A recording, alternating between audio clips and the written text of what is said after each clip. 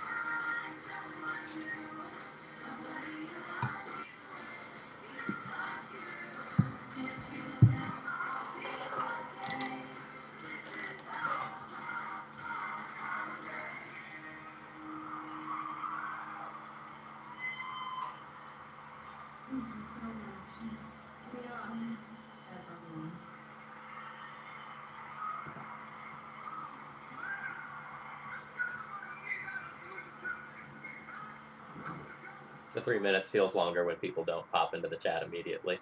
Yeah, I noticed there was a lot of people streaming tonight, so it might be one of those things where your numbers will pick up as it gets a little later. Oh yeah, Anurag and Arkin are both streaming right now. Yeah, Jody was streaming a little while ago too. So. Man, that's a heck of a night. I'm gonna have some content to catch up on later. Yeah, I think Paragon is streaming Legacy too. So. Wow, star-studded night then. It's going well. I'm looking forward to this evening. I haven't 2020 people in quite some time, so it's been too long. Nice. Was Applejacks the last time you did it? Yeah, I think so. I don't think I've been playing it in most of the Maverick decks that I've been playing recently. I just don't think it's necessary. Which may or may not be right, but it hasn't felt like something I've really needed in there. Yeah, I've heard most people that play Maverick consistently usually say that it's not really a necessary component. Like it's definitely something that's like fine, and I wouldn't regret it in the deck if I had it, but it's most of the time just like tutoring up 2 fetch lands or 2 wastelands or like a cradle and something else has been just as fine as getting a Merit Lodge in terms of like my win percentage. Makes sense. I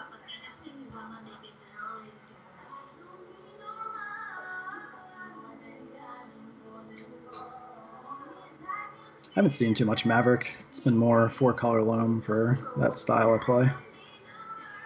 Yeah, I'm not entirely sure which one of those decks is like better in the current metagame because like I've played around with Maverick quite a bit and I feel it's good, but like Bob Huang and a few other people have suggested that 4-color loam's actually quite powerful and maybe just better.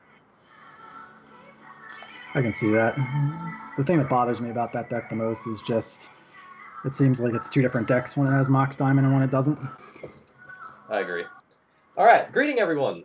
My name's Phil Gallagher. I run Thraben University, a site for legacy Death and Taxes, though we're not playing Death and Taxes tonight. Joining me, we have Tom Hepp, a.k.a. Negator77, and he's going to help me try to get some wins with Merit Lodge tonight. Hi, Tom. How are you this evening? I'm doing well. How are you? Doing great. So, anyone who isn't sort of familiar with the general archetype we've got going on here, the plan is to make a 20/20 by removing all of the counters from Dark Depths. We do that in one of 2 ways, either by using a Vampire Hexmage to remove the counters, or by copying it with Thespian Stage. The copy then won't have any counters, and will be able to produce a Merit Lodge. There is a third sort of dark horse way where you do manually remove counters a whole bunch of times, but that usually doesn't happen. So a lot of times when you see this deck played, it's usually just black-green. So Tom, do you want to tell us why you've splashed blue in this deck? I started out with black green initially too. I used to, an extended way back in the day, I used to play the Thopter Foundry Depths combo deck. So I always kind of enjoyed this combo. And when I stepped into Legacy about 3 years ago, I tried black green out. I actually went to one of the Star City Games opens and ran black green. The problem I have with it is the last handful of cards in the deck are pretty weak. Like you probably want 7 to 8 disruptive elements, discard spells, 8 to 10 tutors, some sort of way to fight Wasteland, whether that's Pithing Needle or another card along those lines, some form of acceleration, and then some land tricks and things like that. But you always end up in this spot where the last couple of cards are either like Not of This World or an extra expedition map or redundant tutor that you don't really need. So I thought the power level on the back end of the deck was a little low. And then there's really no way other than tutoring for lands to really regulate your draw. So if you flood or you're a land short or that sort of thing, you're kind of just at the mercy of the top of your deck. So I feel Brainstorm in particular just jacks the power level of the deck and fixes some of the draws and variance issues with the regular black-green version. And then one thing I also wanted to do was have better ways to fight combo. The black-green is always shifting around the cards it's using to fight combo. At one point it was running like Thorns and Spheres. Sometimes you'll see Chalice. Now sometimes you'll see Hymnotorac. So the ways they fight combo, besides their 7 or 8 main deck discard spells, I was never really comfortable with. So I wanted additional spells that were very good on that front. And once you add blue for the Brainstorm, Flusterstorm, it just does work in a lot of matchups. So Cycles also. That all makes a lot of sense to me. Even a lot of times you'll see the green versions, the black-green versions, run something like Sylvan Library to try to get some degree of filtering. Yeah, and that's a nice card because that has overlap where it's really good versus towards the Plowshares decks. So that's one plan I don't mind. Generally, though, I want my draw spell.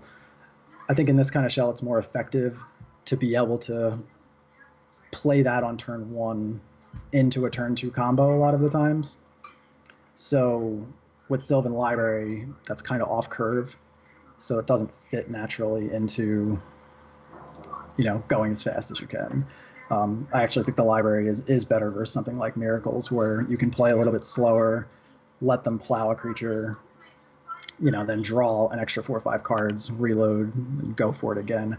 I actually like it better in that kind of matchup than versus some of the other things I'm trying to fight. That makes a lot of sense to me too. All right, couple comments in the chat. So what do you think about like your blue package here versus something like Sylvan Safekeeper? Do you feel like Sylvan Safekeeper is in the pile of things that's this is kind of loose, but it's good enough to fit in the deck if you're playing black-green? Where do you come down there? I think it depends on the meta. I actually ran a Safekeeper in my list in Philly over the summer because that was right after the Deathrite ban, and I expected Grixis to either be non-existent or take a major step back, and that turned out to be very wrong. So I cut the Dryad Arbor out, and figuring I didn't need as much Edict protection, and added a Safekeeper in because I figured there'd be white decks everywhere. I expected Death and Taxes, Miracles to really take a step forward in that kind of meta. And if that's what you're facing a large percentage of the time, yeah, that's a great card to have. The problem I have with Safekeeper as an overall card is it's only fighting one aspect. So it's really good at fighting removal and Krakus and things like that.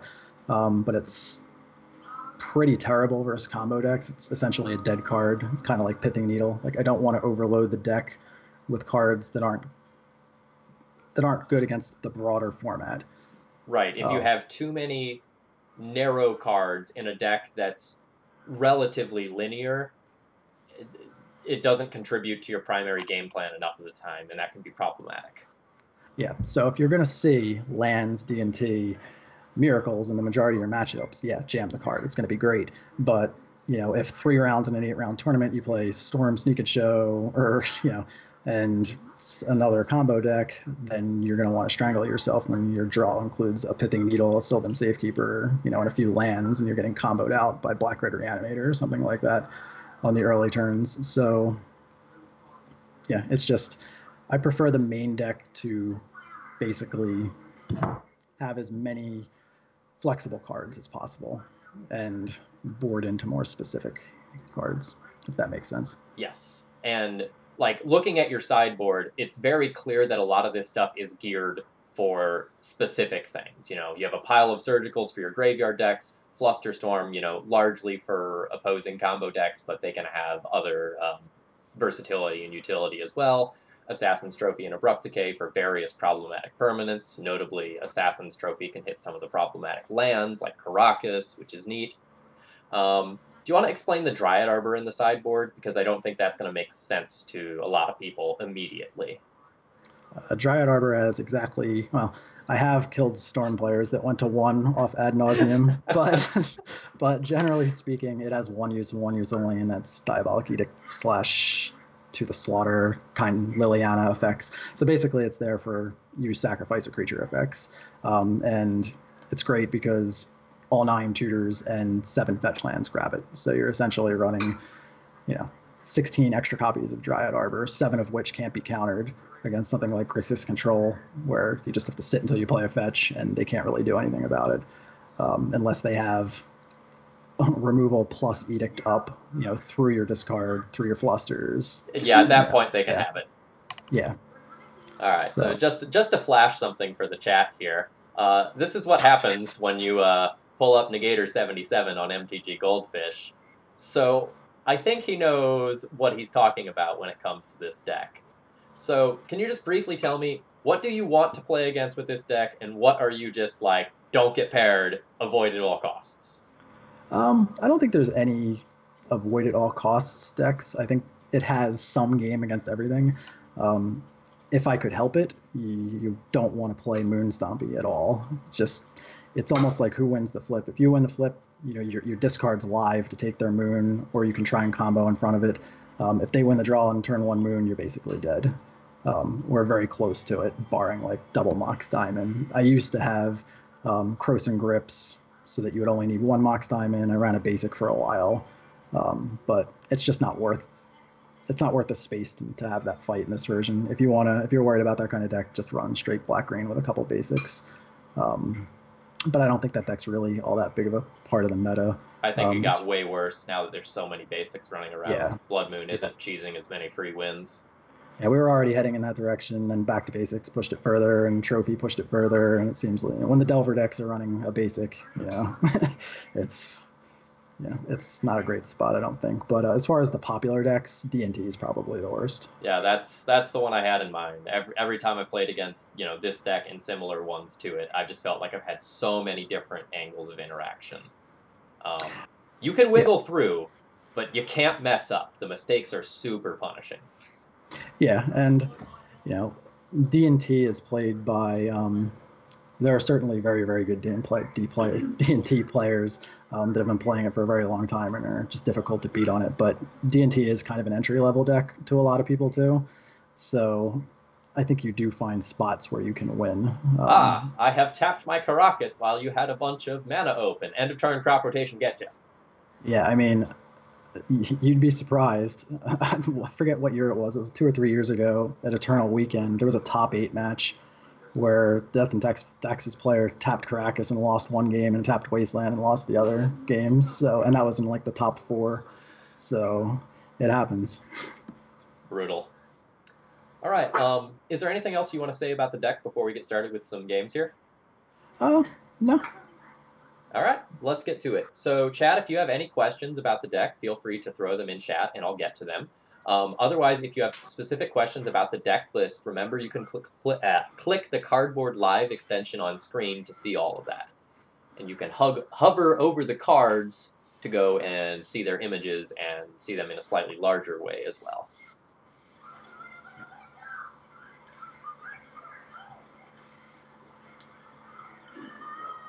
So more generally, while we wait for in the queue here, are you enjoying Legacy at the moment? Yeah, I think it's pretty good. I've seen some complaints from some other people that think it's, you know, too proactive, too jammy. I don't know how you want to describe it. There've been a couple of people floating around that haven't liked it, but it's been pretty good. Cyrus had a really interesting podcast guest appearance the other day that talked about some of that sort of stuff. For anyone who's wondering what we talked about, that's a great place to start if you're interested in that conversation at all. All right, so I see a hand with 3 Urborgs. It's a great start. That doesn't seem amazing, but we do have the possibility of going like turn 2 Sylvan Scrying, turn 3, Hex Mage, go, go, go. But it feels like with triplicate Urborg, this is a mulligan? Yeah, probably. If any of those cards was some kind of interactive spell, it would probably be fine. But since we can't really interact at all with our opponent outside of Bog... I kind of want to leverage my ability to go first when I'm on the play, Yeah, so turn 3 with 0 interactions, generally not a great start. All right. This hand's slightly better, hopefully, with the scry. And we really need find a colored source. So I would probably bottom that. Yeah. All right, well, here we go.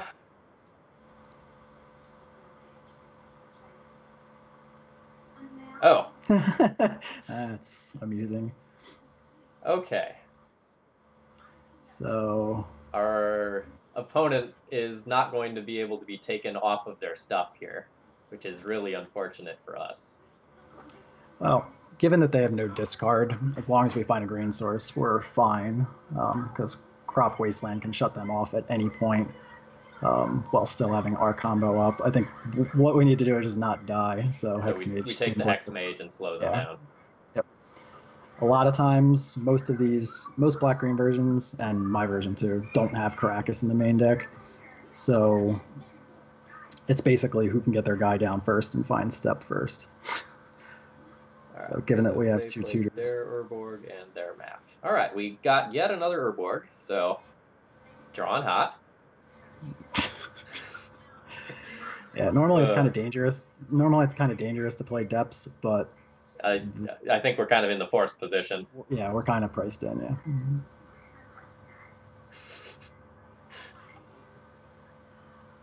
All right, so Solnox in chat is yelling at us. This is why you don't play 4 Urborg. But the card's so good when it's doing its thing, though. It enables a lot more quick kills. All right, we're going to need a green source now. He has the combo up end of turn. Well, we can brainstorm. I guess that's I happening. We're going to need a Mox. We're going to need a Mox Diamond here. Mox Diamond's good. Well, I guess I can Pithing Needle and hope my opponent's bad. That's a line. Yeah, I guess that's a line.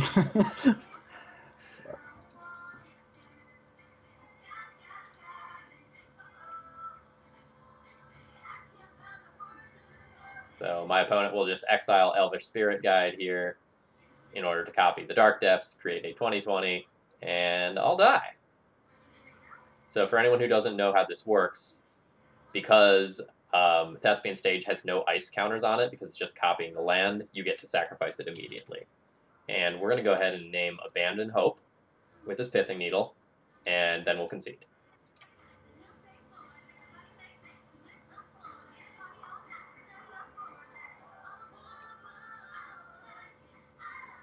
Alright, so I like the idea of Caracas and Pithing Needle and Assassin's Trophy too? Assassin's Trophy is very good. Do we...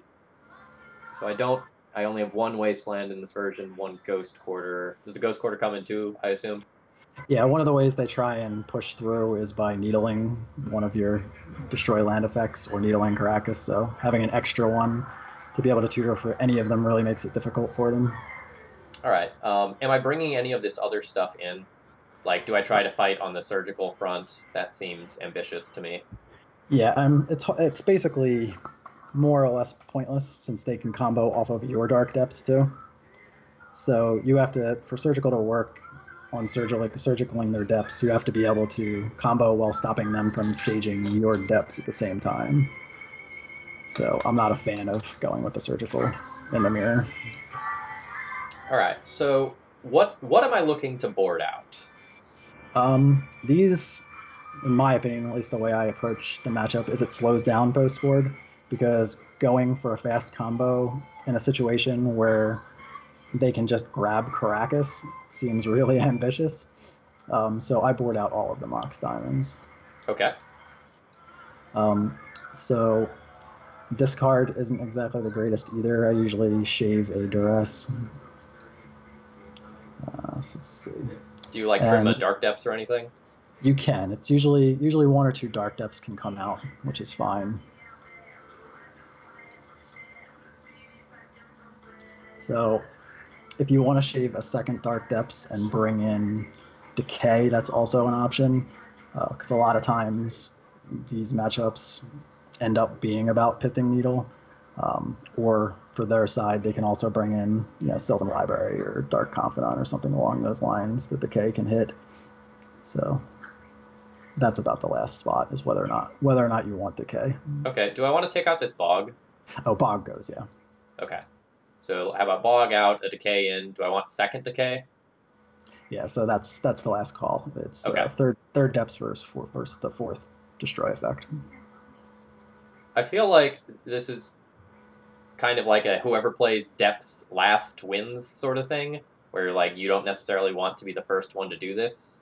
That's often the way it plays out, yeah. So I could see you doing this. Why don't we try this?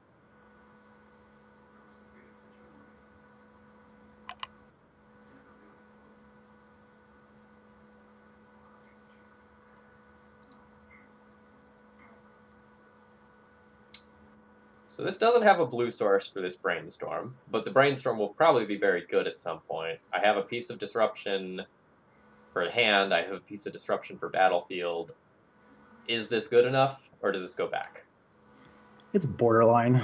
The fact that you have the Wasteland and the Step means that if we get into a stalemate with Marielage, you already have the win in hand. The stage is just all around good, and you have a disruptive piece in Thoughtseize and another disruptive piece in Wasteland. There's a non-zero chance that your Brainstorm just gets discarded anyway. So mulling the 6 in a discard-centric battle is kind of sketchy, unless your hand's really bad. I think this one's acceptable. Okay. So a question from the chat. Tom, how do you feel about your matchup against 4-color Loam? I've always felt that Depths was one of my better matchups as a Loam player. It depends. I've had a reasonable amount of success versus it, but Loam does have a ton of... This is an interesting hand. Very. So if we take the crop rotation, our opponent is in no danger of comboing off at any time in the distant future. Yeah, I think we don't have a direct path to win. So, I mean, if we had a direct path to make the token, possibly you could justify going for Pithing Needle. But given that we don't, I think we just have to... Crop rotation is also probably the literal best card in the mirror. Because it's their answer, it's their kill condition, it's everything. So I think that's what you take. So, unfortunately, our opponent's going to duress us on turn 1 here, take the Brainstorm, and then no to Pithing Needle, Wasteland, or Stage. Yeah, I mean, I think we just... Well, it depends on what we draw, but I think we just play the Wasteland out. And if he Pithing Needles the Wasteland, that means he didn't combo next turn, which means we can play the Stage out and have the ability to change it into anything we want. So if he tries to combo, we can copy his depths. So I think that gives us the most options. So my question here is, do I just Wasteland my opponent's Bayou here? Like, they just have Sajiri Step in hand. Am I supposed to just try to knock them off of double colors here before the Pithing Needle can come down and shut off the Wasteland? I mean, you could. The issue with that is we have no path to win right now. Okay. So the odds of just being able to... Like, we would need to draw a crop rotation or Dark Depths in the next 2 turns to really punish them. Otherwise, they're going to get 3 or 4 draws anyway, and most likely find another source. All right, so just Wasteland past. Yeah. And if they draw any land, if we wasteland them, their snap. Since they have double Hex Mage, they would snap Needle Stage, and then we're kind of really locked. Okay, that's a great point. So a lot of times as a D&T player, I'm using my Wastelands in a very different way from what you're using yours. So a lot of times I'm just trying to knock my opponent off balance, whereas a lot of times your Wastelands are more surgical, interrupt things at the right time. Yeah. So they clearly don't have another black source. Yep. But it's still the same issue with the stage. We're 100% getting our stage needled if we don't play it and leave it up here. All right.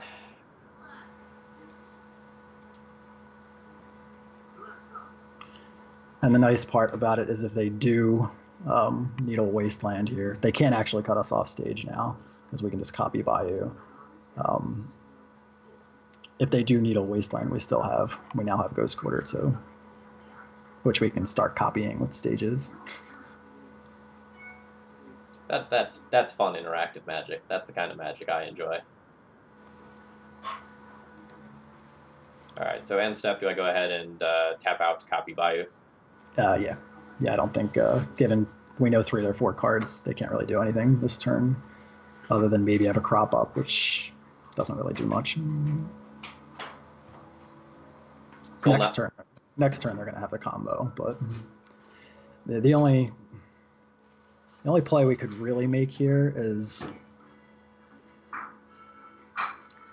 we could theoretically copy Wasteland, then untap with 2 Wastelands, play another stage, and then cut them off of the second black.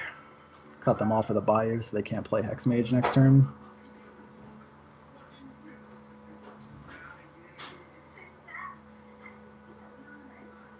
So it feels like they're just playing out a Hex Mage first before anything else happens.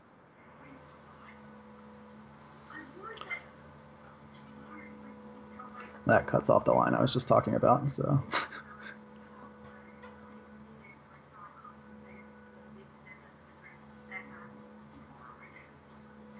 Interesting.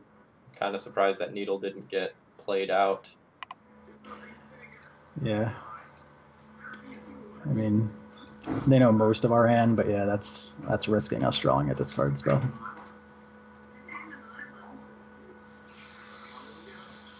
Okay.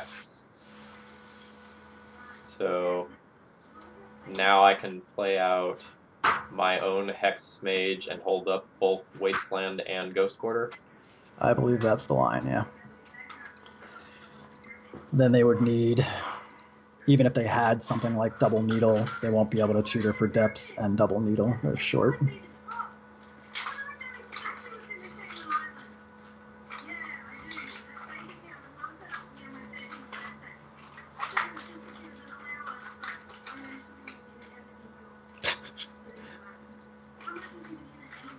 So, how aggressively do you trade Hex Mages in this matchup? My inclination is that I don't trade since my opponent has a second one. Yeah, I mean, in our spot, we have multiple stages, but again, with him having, and we already have the stage switched to a Bayou, so needles aren't as key, so we don't necessarily need the Hex Mage, but at the same time, the 2 damage doesn't really matter right now. So it's fine to leave up our options. Because theoretically, if we drew like a Sylvan Scrying, we could Scrying for Depths and leave Wasteland and Ghost Quarter up. And still have the combo up with Hex Mage.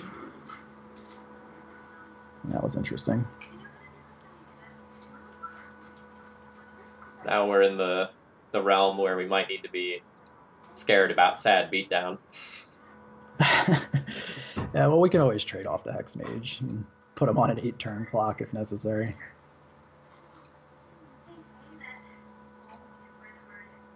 All right. Oh, well. So this feels to me like take the pithing needle spot. I mean, the pithing needle actually does very little to us right now. They're not going to name their own hex mage, and even if they do, we wouldn't care. If they name stage, we don't really care, because we already have a stage on Bayou. If they name Wasteland, we still have Ghost Quarter, and vice versa.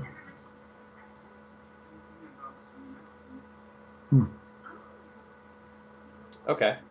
It's We're kind of on the wrong side of tempo here. yeah, that's what I'm looking at. I'm almost thinking because if we have to trade for a hex mage, he actually puts us up at 4 a turn on his clock. He just plays another hex mage. Yeah. Are we supposed to just take hex mage? As weird as that sounds. Yeah, that's what I'm looking at. All right. That's weird. Yeah, it's possible you get punished by them drawing another needle, but If it happens, it happens. yeah.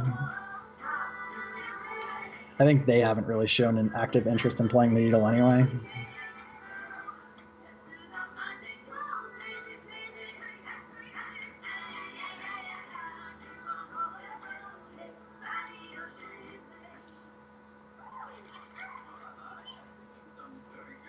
All right, so now we're down to a respectable 7-turn clock. That's fine with me.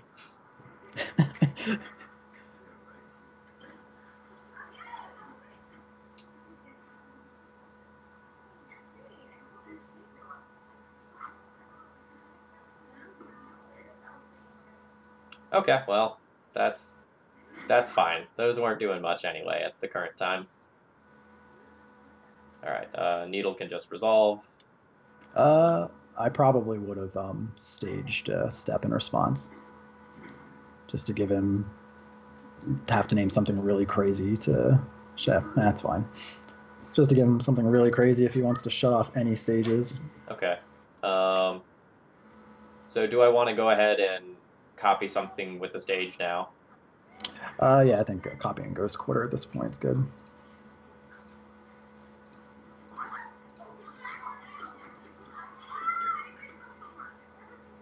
Ooh. So how aggressive do I get with this? Do I sit on this for a few turns, or do I just like nug the hex mage now and we play draw go? Now, you get a free shot at taking him off a tutor if you want. His hand is just one map, so taking them off of the other map really kind of narrows their options as far as getting their own Ghost Quarter, getting their own depths. Yeah, I like that. I like that a lot, actually. You know, if they kill us with Hex Mage over 7 turns because our deck vomits, then so be it.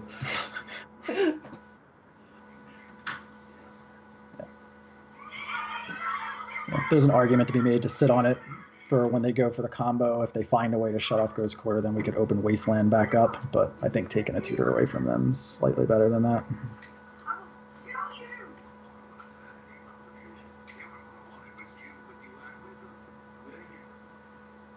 Okay. So my opponent has Caracas, so it's not just safe for me to go for it, right? No, it actually... You can't go for it main, but you can pass with the combo up and force them to map, and when they show you what they map for, they're going to be on that card, which you have Ghost Quarter answer for. So if they get Caracas, you're set up to beat that. If they get their own depths, you're set up to beat that.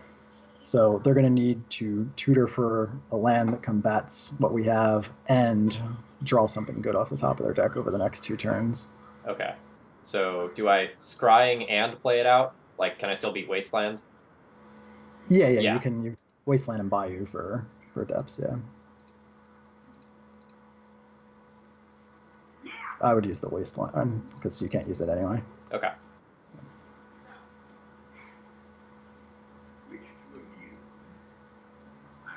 So if they tutor for a Ghost Quarter, it doesn't matter. If they Ghost Quarter me, I just go off. Otherwise, I wait till my turn, and then I can Ghost Quarter their Wasteland and create a Mirage in response. Okay. Yeah, I'm assuming they may wait until their main phase to tutor, at which point you won't get to see whether it's Ghost Quarter or not. But I would assume for mana efficiency, they're going to do it at the end step.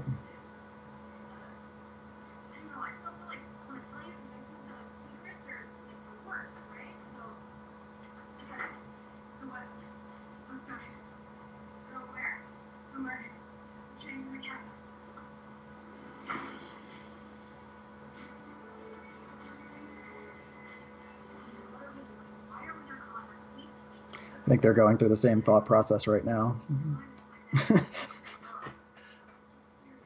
So the Hackbert in chat wishes you hello. What's going on? Yeah, Hackbert's been on Bug Depths for a long time. He played it.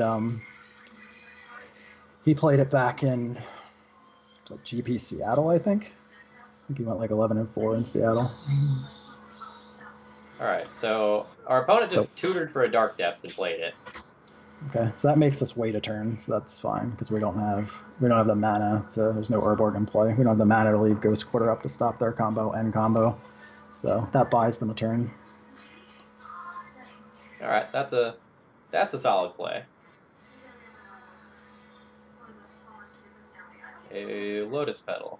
Okay. That was nice. That was nice of them to. Yeah, that was very kind. Very, very kind.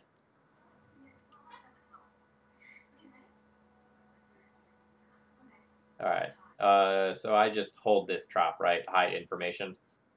Yes, because we still have both Ghost Quarters up with the combo. Yep. Okay. So they basically need to. There's nothing they can actually do during their turn that I can think of that'll actually mess us up. The one card that we'll probably just lose to is Crop Rotation, but if they draw that, so be it.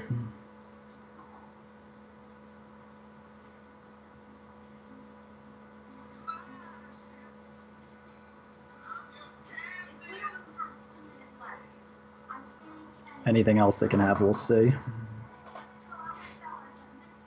Is there any reason why I should just like produce a Merit Lodge here? My thought is no, because it doesn't play around Caracas. Yeah. Like, yeah, you're just opening them up to another map, a Sylvan Scrying, a bunch of cards that could just put Caracas into play and bounce the token.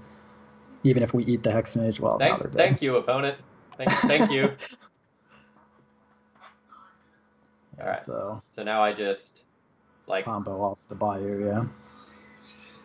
Do I even bother to like do theirs? No, you just sit. We just combo with all of our non-Ghost Quarter lands and sit behind Ghost Quarter, and if they try to go for it, we just Ghost Quarter them.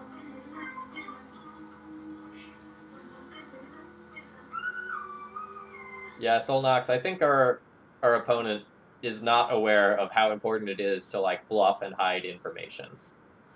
Yeah, I think we were priced into going for it here anyway, but yeah, knowing that they have no outs is nice.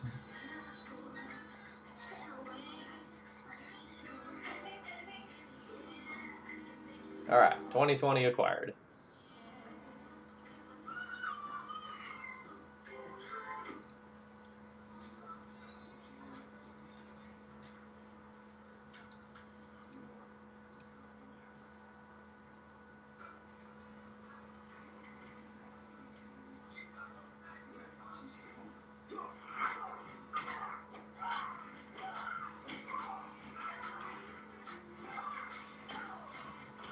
So that game was a nice example of how it is sweet to have both Wasteland and Ghost Quarter when they just have Ghost Quarter. Yeah. It makes their needles kind of awkward. You kind of have to take an interesting approach in playing this deck. I think if you weren't here, I would have played this probably much more aggressively than was correct. Yeah, the mirror is a strange place, or the pseudo mirror. I feel like that's the case for a lot of decks. Well, this hand looks very bad to me. We can't produce any black mana, even though we have like sweet disruptive elements. Okay, now here's the thing about this hand. If they play an Urborg, yes, we're just good to go. So it's going to be very difficult for them to win in any reasonable time frame through both Wasteland and Caracas. And our opponent's mulliganed. And we're on the draw, so you, I like to gamble sometimes. I think this is the kind of hand that might be worth gambling on. If they just drop an Urborg and Duress or Thoughtseize us, like it's just as good as it gets. But I think the any land opens up our discard spell. Any stage opens up a combo in a few turns. And there's just no way they're winning, barring double Pithing Needle or some kind of crazy draw that involves Urborg and their own Ghost Quarter. As soon as I saw the look in your eyes, I knew you wanted to keep this.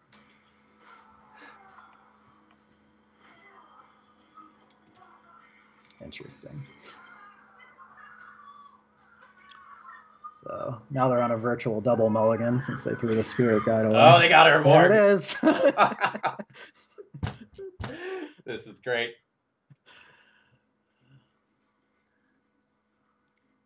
So I think here it's probably just Wasteland Go. Get 'em. Yeah, on the off chance. Oh, I don't know. Oh, you said Wasteland Go. Yes. Yeah, whatever. Yeah, we'll see if that hurts. Yeah. Now I get to duress them, and then combo off next turn if I'd like to. Yeah, correct. And if they do something crazy like play Depths Hexmage, then we have Caracas. So yeah. Do I just like play Trop or Misty here? Trop is just strictly better because it's a tri-land now. All right, let's see if we can punch a hole. Interesting. Right. So they've got the right to go for the quick kill, which would beat Caracas, but pretty sure we just take the crop rotation, right? Since with a land off the top, it can disrupt us.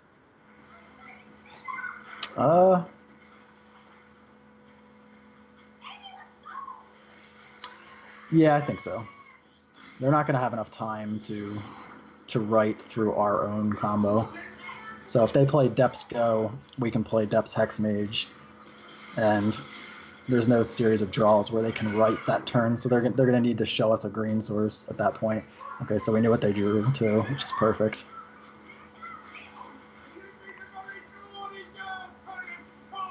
Okay. So this is just Depths Hexmage here. Yeah, and just produce it main phase. All right, so the risk of doing that is if they draw a Lotus Petal or an Elvish Spirit Guide, which I don't even think should be in the deck, but they already showed us a Spirit Guide. They can map into Caracas. So do I play a turn more patiently and just like abrupt decay this map here then? You could do that too.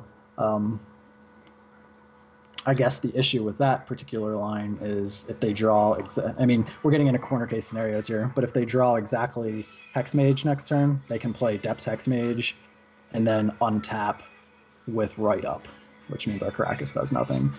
Okay. So it's essentially, do you want to play around them drawing exactly, because they can't draw any of their regular tutors off the top. Their hand is Depths, right? So if they draw Crop Rotation, we win. If they draw Scrying, we win.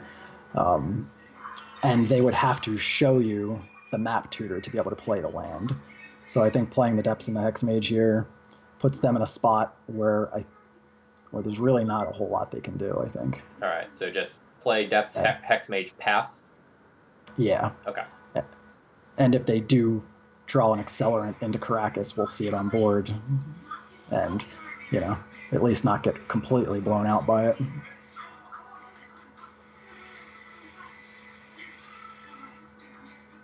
It's going well.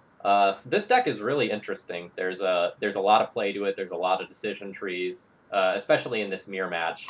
Things are a little weird. Ooh. There's the pedal. I do nothing a lot. Yes, absolutely. I do play blue decks. That is something that is in my wheelhouse. So that is fine. So I usually do $12 donations for deck lists. Details are both below the stream and on my website. And Felchmaster9000, thank you very much for your continued support. That is a whopping 8 months now. Thank you very much.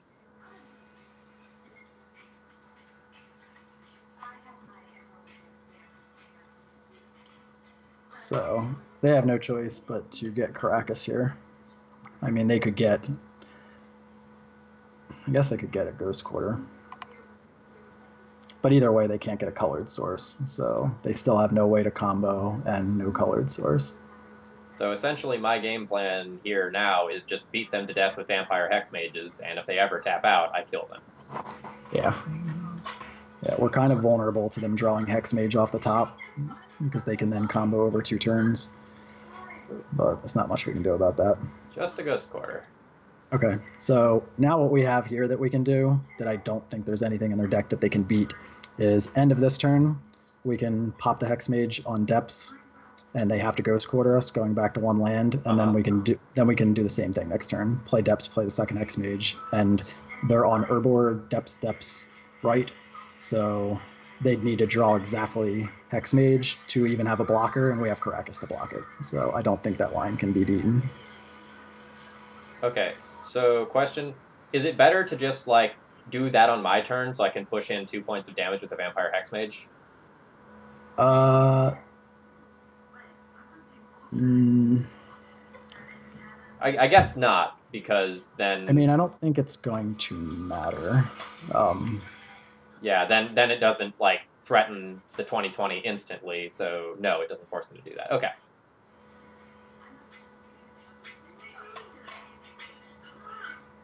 Yeah, their outs at this point, they have 1 out. Their out is to draw exactly Caracas off the top of the I don't deck. have a basic, right? We do not have basics, no. Okay.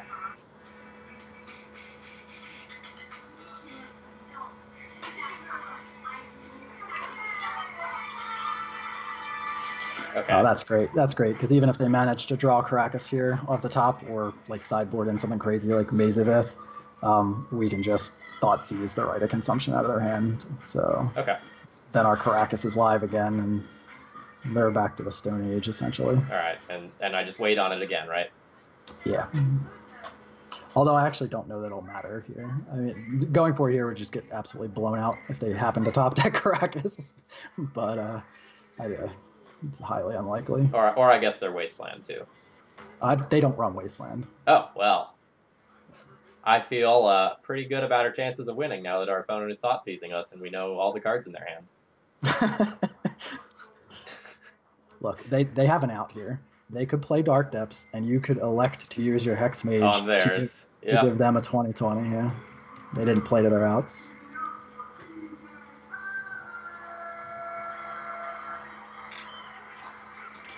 To be fair, Solnox, they didn't have a bluff there. Their out was drawing Caracas, which they would have had to show us. Yeah, if they had, like, a green source and they could be, like, holding up green to bluff crop rotation, then that would give us something to think about. Yeah, or at least had an unknown in hand that could be Elvish Spirit Guide before they drew. But given that we knew everything but 1 draw and they had no colored source, they didn't have a bluff there.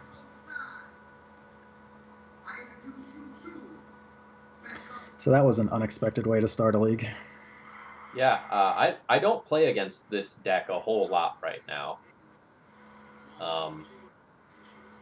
It was really popular for a little while there. I don't know, maybe like late July or August, I think it was, or maybe early August, like prior to the bannings, because it was just like a great way to bully Grixis. Like, all right, Merit Lodge, do you have your edict? No. All right, next game. And then I feel like, everything got shaken up, and I feel like fewer players have ended up on this deck.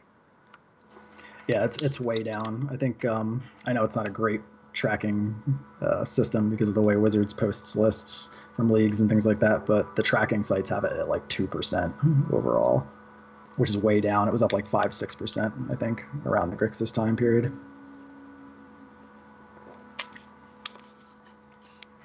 I've been running C-Lab decks mostly, as in like Tin Fins, because that's a great life choice. I love some Tin Fins.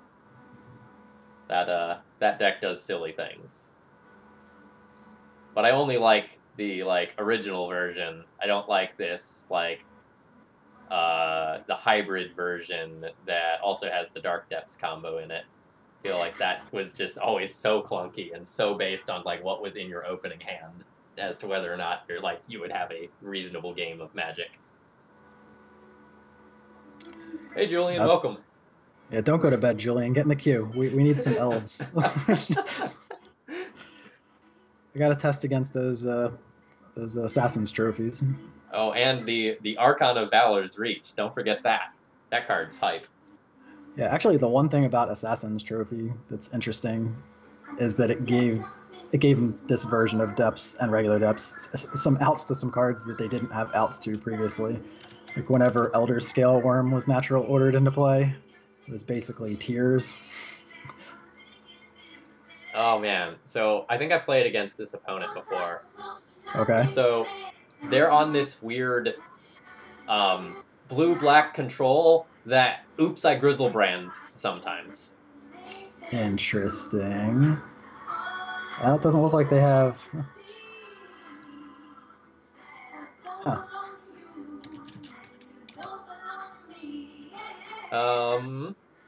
How is this hand? It feels fine to me. It's a little slow, but fine.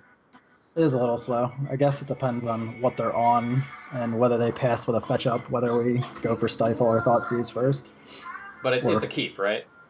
It's borderline because the Hex Mages are kind of awkward with just one black, no depths hand. But we have a tutor, we have 2 disruptive pieces. It's probably fine. Okay. It's on the lower end of quality keepable hands.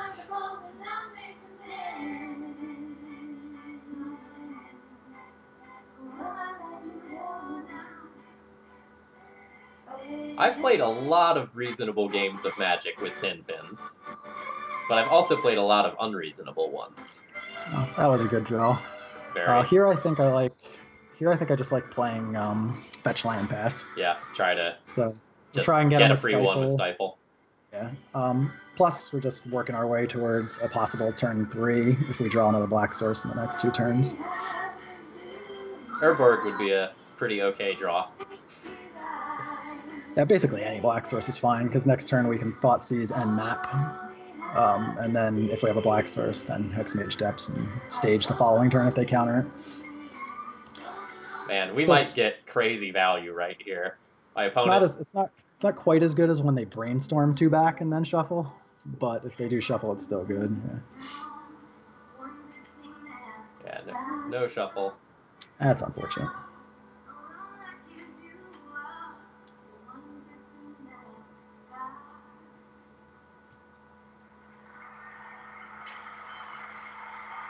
Okay, that's pretty good. So, yeah, here I would definitely Bayou Thoughtseize. Yeah, play a second Misty and then Bayou Thoughtseize.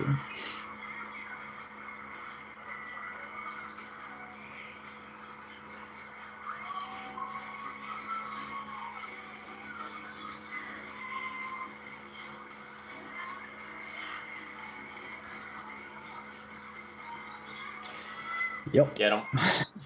Yep, Underground Sea, get him.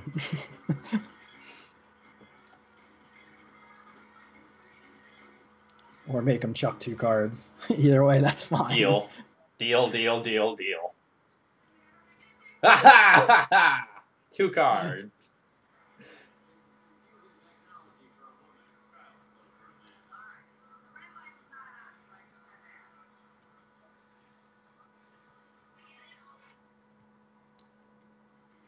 No.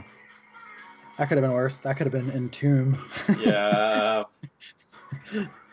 So the last time I played against this person, they hadn't posted that result yet, so I didn't know what they were playing. And I was just like convinced, like, all right, I've got this game 100% locked up. Entomb, Grizzlebrand. Uh-oh.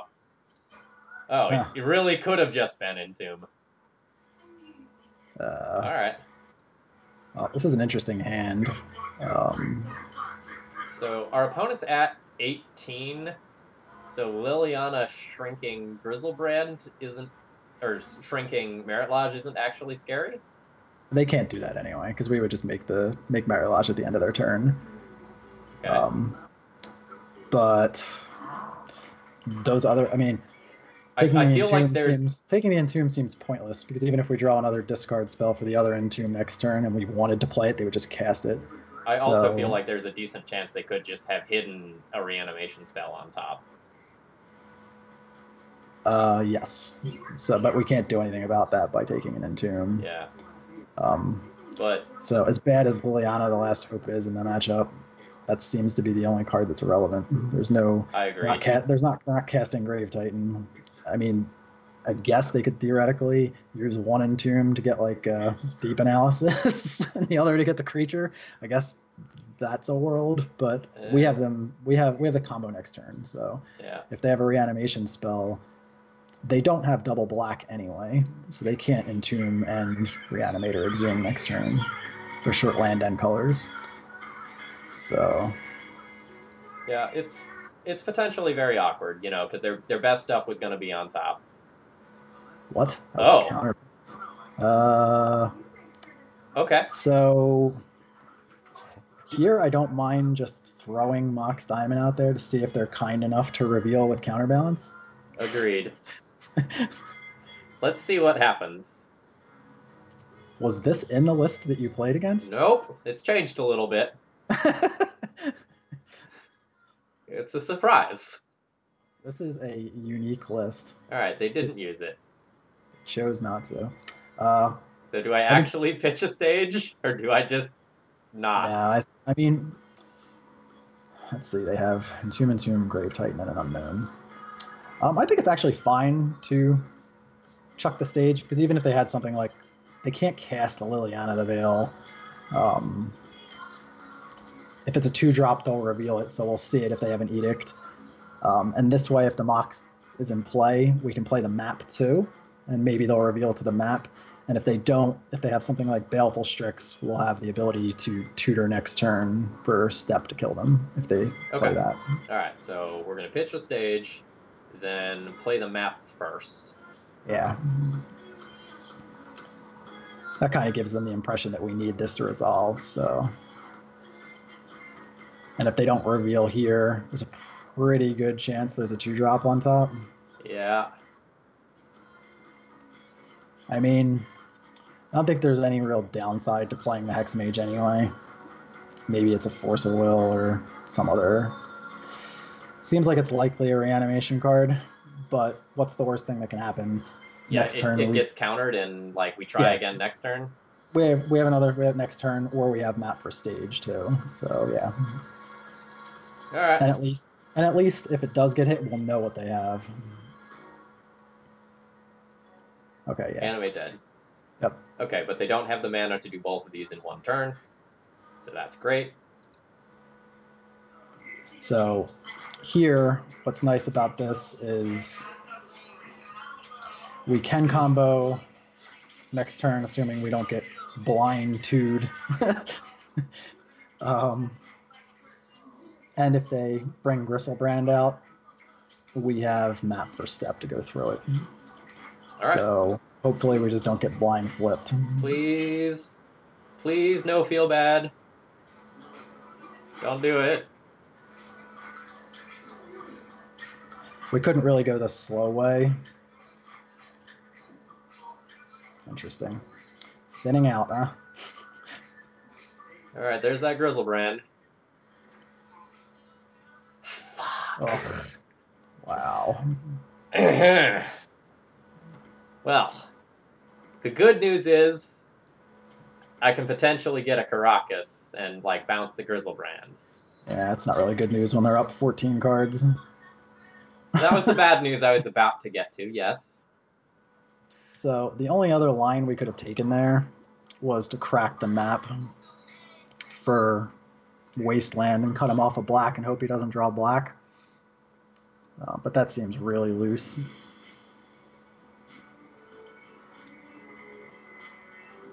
Our opponent was kind enough to draw cards main phase, so now they have to discard some, but that probably means that they can discard a Grave Titan. Oh, discard Deep Analysis. Oh, the value. All right.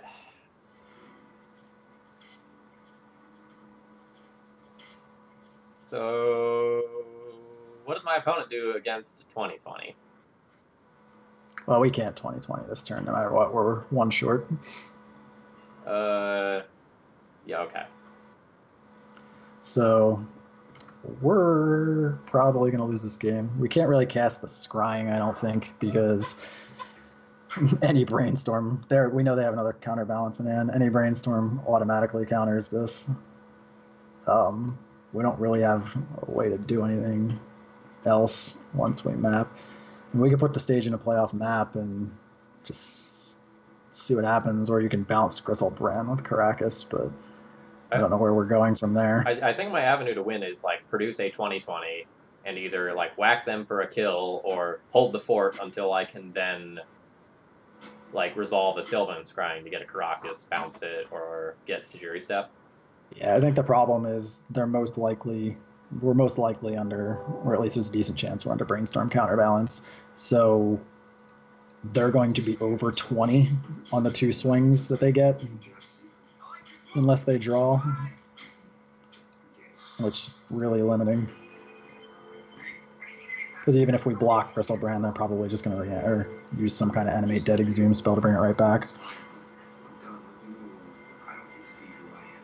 I guess I also could have like done that and then risked that they don't have Brainstorm plus 2-drop in order to go and like try to resolve Scrying that turn. Yeah. But I'd rather like try to wait for them to tap out if at all possible. I don't know that that's likely at all, but I think it's what I'm playing towards. Ooh, tapping out.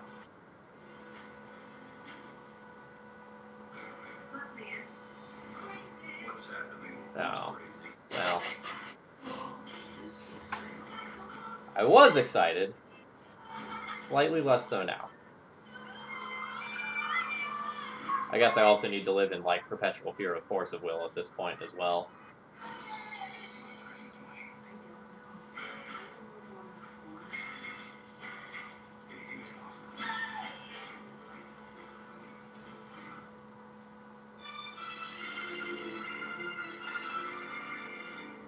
I think I just played Gemstone Mine, right? Because, like, cracking this fetch land is going to potentially become impossible soon. Yeah, we don't want to give them a window to kill us. I'm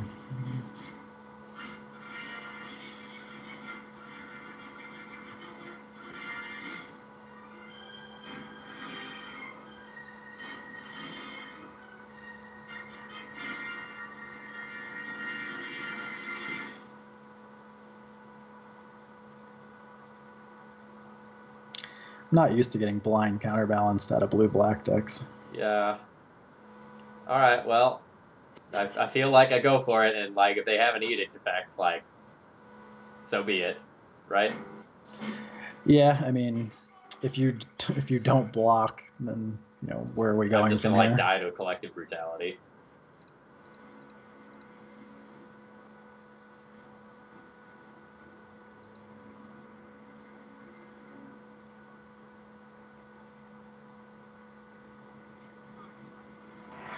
Well, that was interesting. I mean, they essentially gain it right back, so even if they don't have anything at the moment, it's not that big of a deal. Oh, it is if we draw a step. Oh, gosh. They're in one-shot territory. Oh, that's in there, too? That's concession territory. Yeah, that's fine. We're done. All right, so how do we board against blue-black reanimator control? Well, this is odd because they seem to have a very wide range of cards. So, like, normally Decay hits Counterbalance well, Assassin's Trophy hits Jace, Surgical hits Graveyard BS, Flusterstorm hits stuff. I don't know that we can afford to make room to fight Counterbalance out of this deck. Like, it seems like we have to fight them on one of a couple different angles. We can't try to fight everything. We're on the play. Maybe we should just try to kill them. So maybe like something like Surgicals and Flusterstorm. and just forget the rest of the stuff.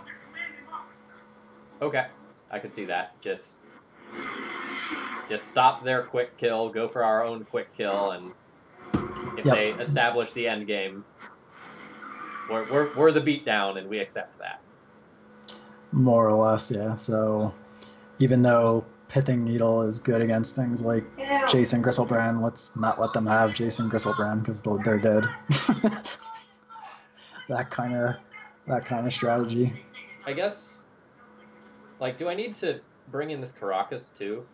Like, I mean, it's bounce Grizzlebrand, or is that going too deep here?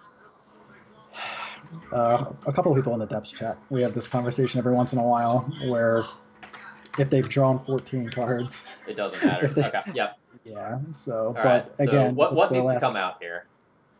Stifle is decent, but probably too cute here, I think. Okay. Needle's probably the same thing. If they get Gristlebrand into play, oh well. Okay.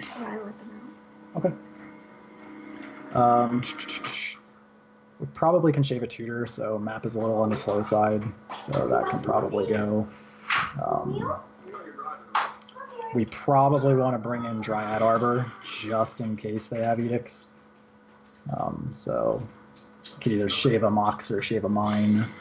Okay. Everything else is pretty reasonable. So just trimming around the edges.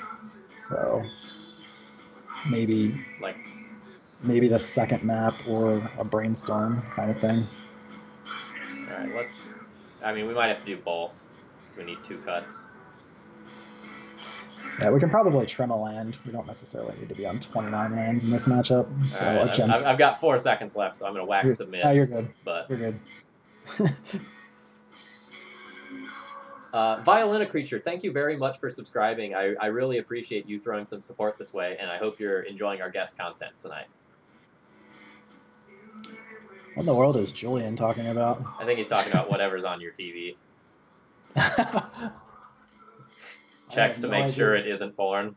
I have no idea what Remy is watching. I'll find out. All right, so I'm going to look at this hand here while he's taking care of the TV. So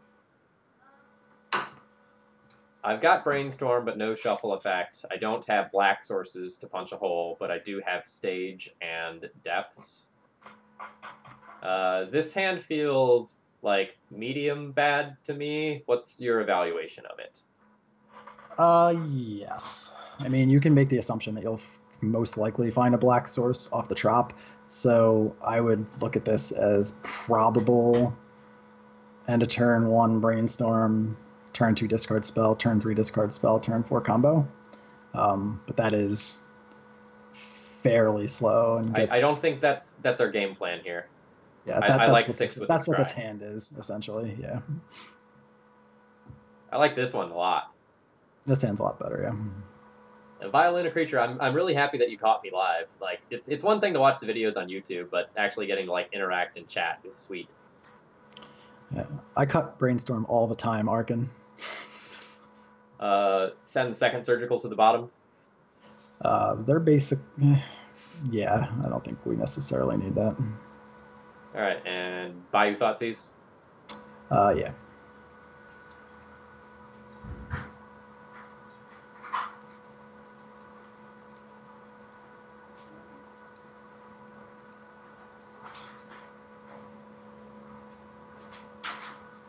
Watch him have back to basics in here. Don't even say that, Soul Nox. Back to basics is actually too slow in this spot. All right. Our opponent forces our discard spell. That's fine. We got him. And they pitched Counterbalance, which I'm more or less ecstatic about. Yeah, that's kind of scary. I'm wondering what their other 5 cards are. Yeah, I'm hoping it's, like, not blue cards.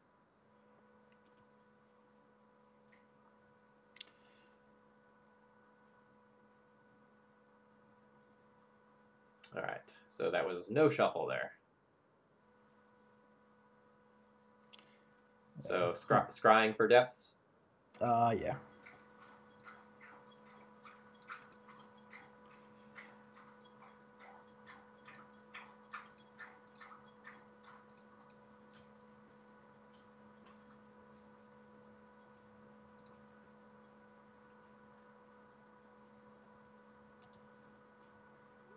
So hopefully they kept a Entomb reanimation spell kind of hand with lands as their 5. Ooh. That's cute too, because if they counter the Hex Mage here, then On any the land opens following us turn, combo yep. next turn. Yeah. All right. Show it to me. Show me what you got. Yes. Yes, Entomb. You're saying yes now, except when the 4 cards are reanimation, spell, force, blue card, land.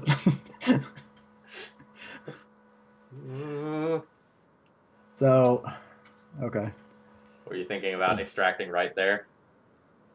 Since that's their only reanimation spell that we know of that we care about, there's definitely a world where I would have considered that.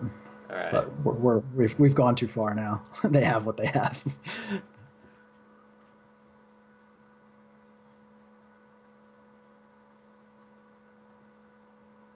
Yeah, that's pretty good. You can Baleful Strix. I've got Sajiri Step on tap. Hopefully we draw a land here. If we draw a green land here, we can scrying. If they don't counter that, we win. If they do, we can play the green source and crop. I do just produce this now, right? And we're going for the win.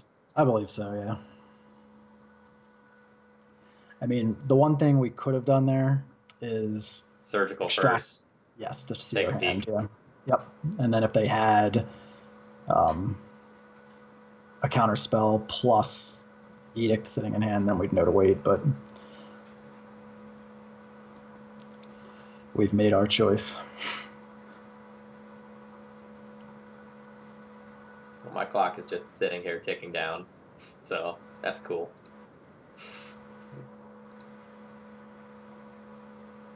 You're frozen?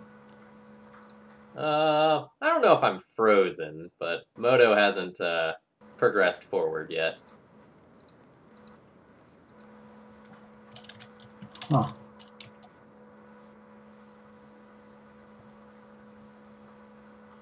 Yeah. Neat. We'll give that a second, otherwise I might need to restart. Hashtag quality program. Yeah, Arkin, we talked about that line about 10 seconds after we made a decision.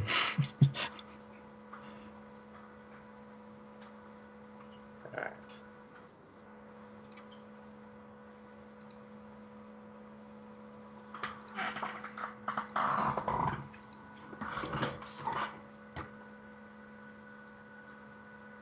Sorry, chat. One moment.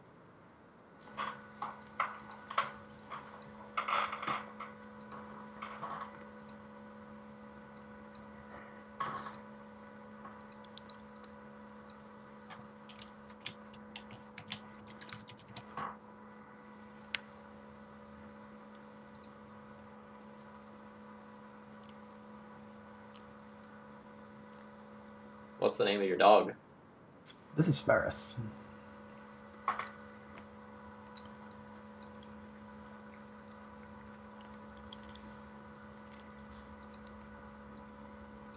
Whoop.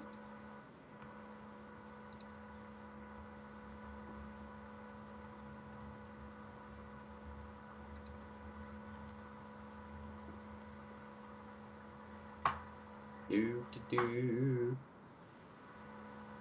Okay, well, our colors are a little funny, but we're back.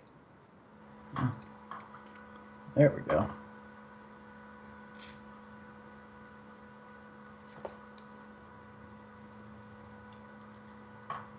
Unfortunately, that's not the right land, but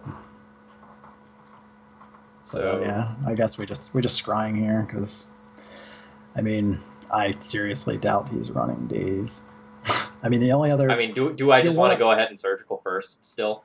To see what he does, yeah. you could do that, because that would be good. Because if he has Spell Pierce, we can actually play stage and crop through Spell Pierce.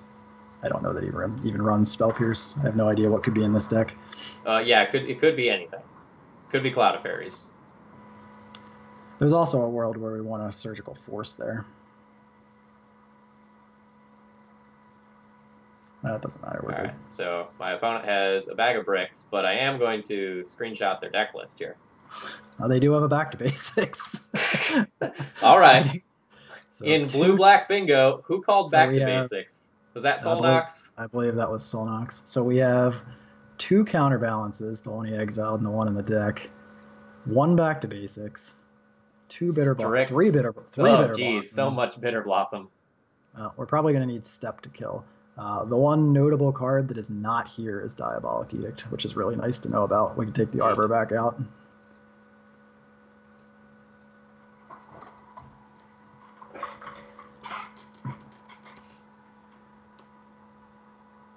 Yeah, opponent confirmed playing Utter Madness. Good on them. I like their deck.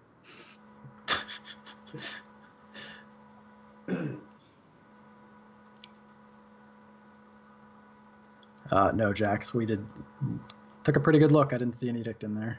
All right, so that means the Dryad Arbor can come out, and we were already talking about like cutting a land. So,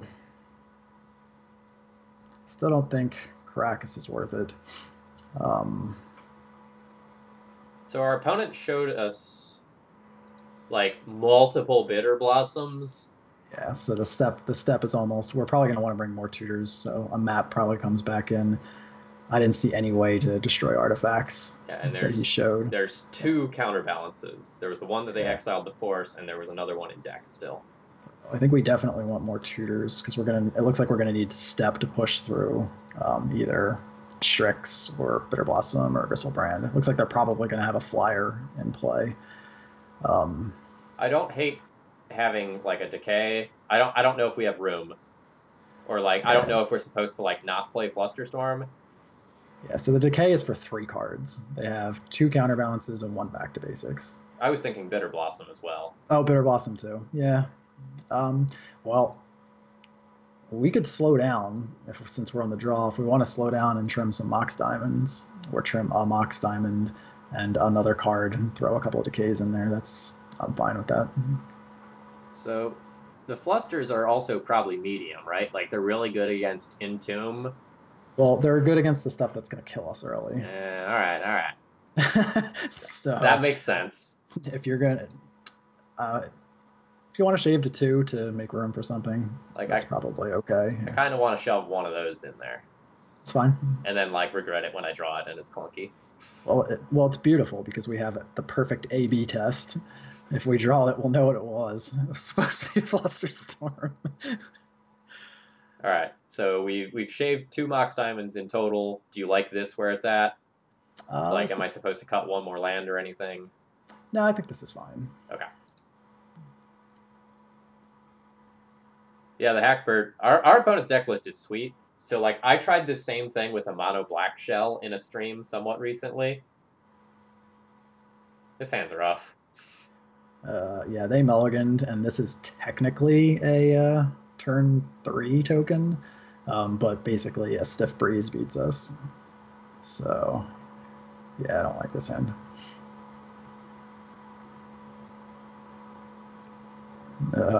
This hand's not very good either, but we have 2 pieces of disruption, yeah. So yeah.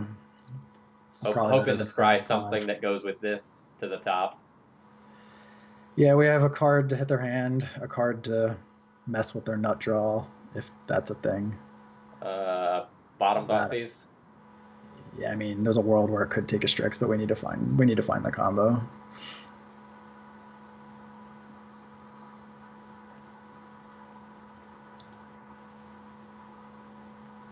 Okay. That was a good one. So it's probably Urborg Duress here. They didn't have him or anything that I think it would really punish us for giving them black. So if they brainstorm here, we may want to surgical them. Yeah, just take something that's relevant, surgical, hopefully like okay. That's even better. Oh man, now we can even like leave them potentially with all right, let's just see what's here. Well, there's Counterbalance, and then 2 Baleful Strix. So, well, obviously I'm taking this counterbalance. So Do I just nug it's it now? it's marginally risky to leave it there, but they're at least 2 draw steps away from where they could punish us for that. I'm with you. Um, they're going to see 2 cards with the Strix this turn, so it's possible we want to just do it. But yeah, I think I like the idea of making Like, them make them draw use the card if multiple they draw specific it. cards. Yeah.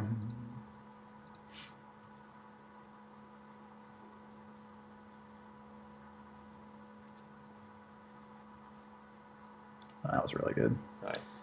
So here we probably just want to fetch into Trop and Scrying. Well, yeah, fetch into Trop and Scrying for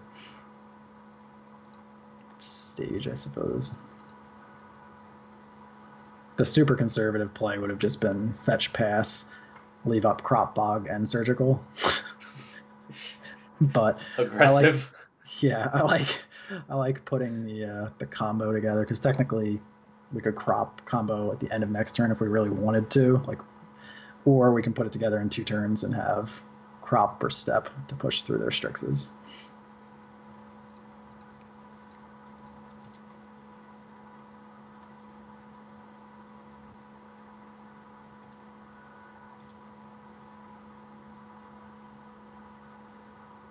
Yeah, that's cute.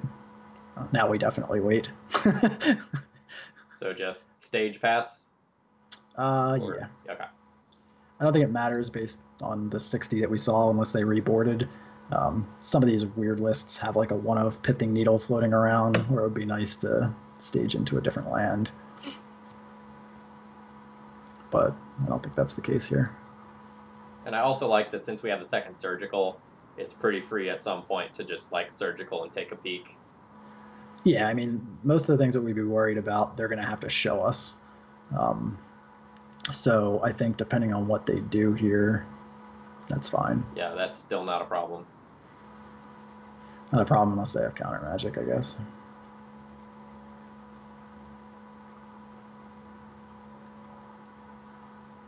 Julian in chat says, thanks, I'm going to bed, but thank you for your generous Legacy Premier League support.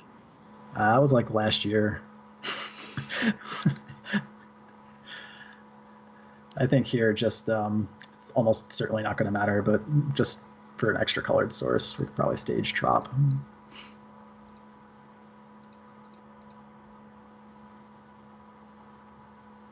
Yeah, Julian was going to bed like an hour ago. But yeah, then you start watching Magic and it's all over. Riveting Dark Depths games are all about. Okay, so this is. I have sort of a wealth of riches here. I think we do want to play Hexmage off Urborg Depths just because. Do I want to just Surgical here, like see the hand and know for sure how to play this? No, because if they have a Force of Will, then they're good. The one card we don't want to get forced is the crop rotation.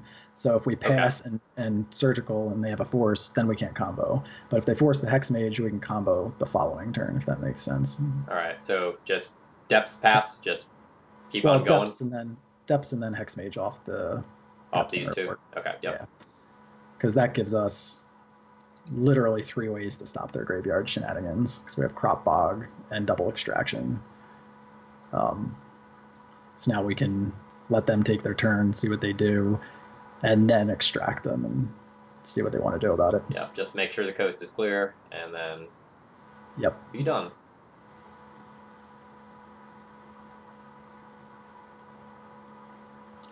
Another good aspect of this. Another good aspect of this is if they somehow did find an edict in their sideboard that they missed in game 2, they would, the Hexmage insulates us from that a little bit.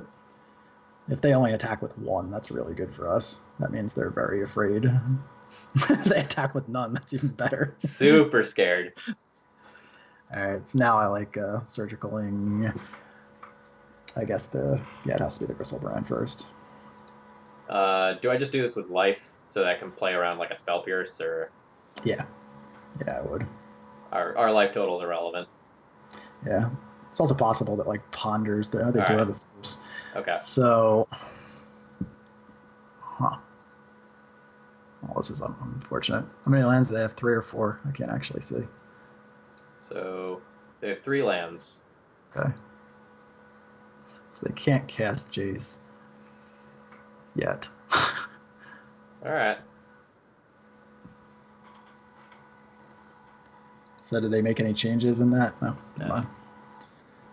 Not that I saw scanning over quickly. So the super greedy line would be to go and make the assumption that they're not going to draw a land, and then we win if we draw another tutor or a discard spell. I don't particularly like that line. So we have 7 discard spells left and 7 tutors left. So we have 14 outs and 3 brainstorms to draw. So we have 17 either outs or redraws out of 48. So that's not great. Yeah, I think we wait 1 turn. Yeah, I agree. And what a 1. It's fine. On the bright side, unless he goes crazy this turn, we're good next turn. All right.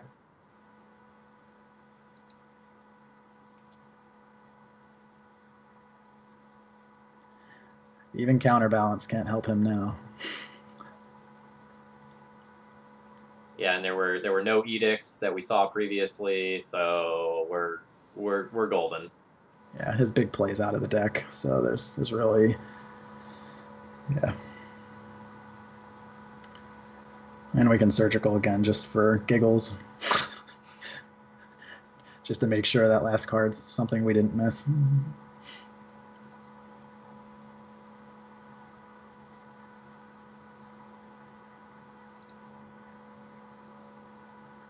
What was this? That's counterbalance. I'll take some ponders.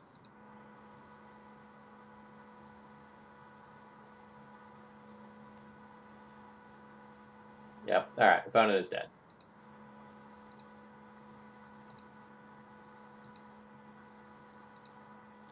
Jack said in the chat, we only calculated 17 outs. I forgot about naturally drawing the step, so we had we had 18 outs, I guess.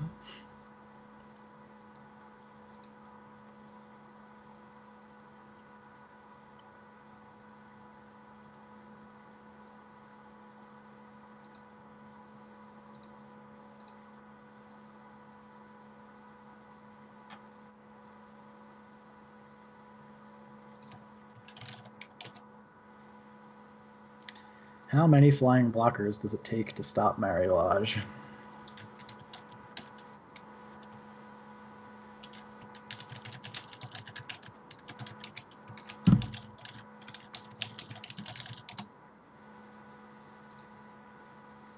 Well, the answer is flyers of 2 different colors buys you 1 turn.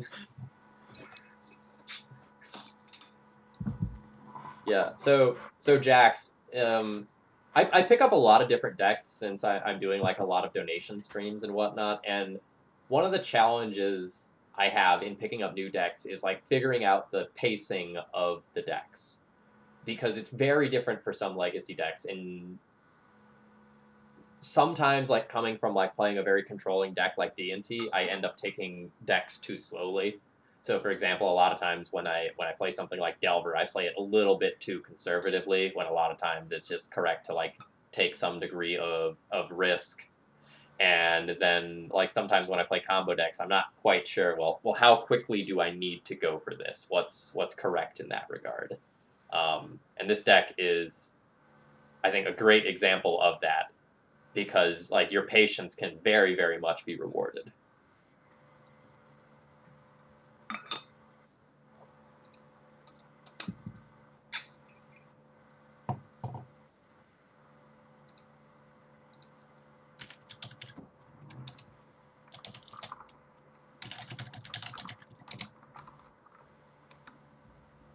All right, no data on my opponent. So I really only have 1 mana source with this hand. I have 2 Mox Diamonds that are mostly dead. This one. All right.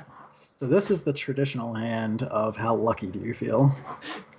Because you're on the play, so it's a 28 land deck of which you only have one. So we have 27 lands out of 53. So it's basically a little over 50-50 for every draw. So you can Mox Diamond, Pitching Bayou, and Brainstorm. And if you draw any land that taps for mana, you can play the map and upkeep Shuffle, which will get rid of your second Mox Diamond. Oh, that's sexy. But but if you brick, we are going to lose the game. if there's no lands in the top 3, or just Dark Depths, we're in trouble. So I will often keep lands like this, and maybe like 1 out of every 7 or 8 times that'll happen, and it will feel miserable. But if you hit basically any land that produces mana, so we have 3 draws to hit like 27 cards. Yeah, well, technically it's probably 23 because the Dark Depths won't tap for mana. But even that's not the end of the world, because you could theoretically pitch it to a diamond. Crop Rot off the depths if you absolutely had to fix your mana. Okay. If they don't do that. I'm so in. There's some risk to this, but yeah. I often keep hands like this, and we'll just see where it goes. Jack says, trust the deck. Well, the game will be quick at least if we brick. So it's got that going. Here we go.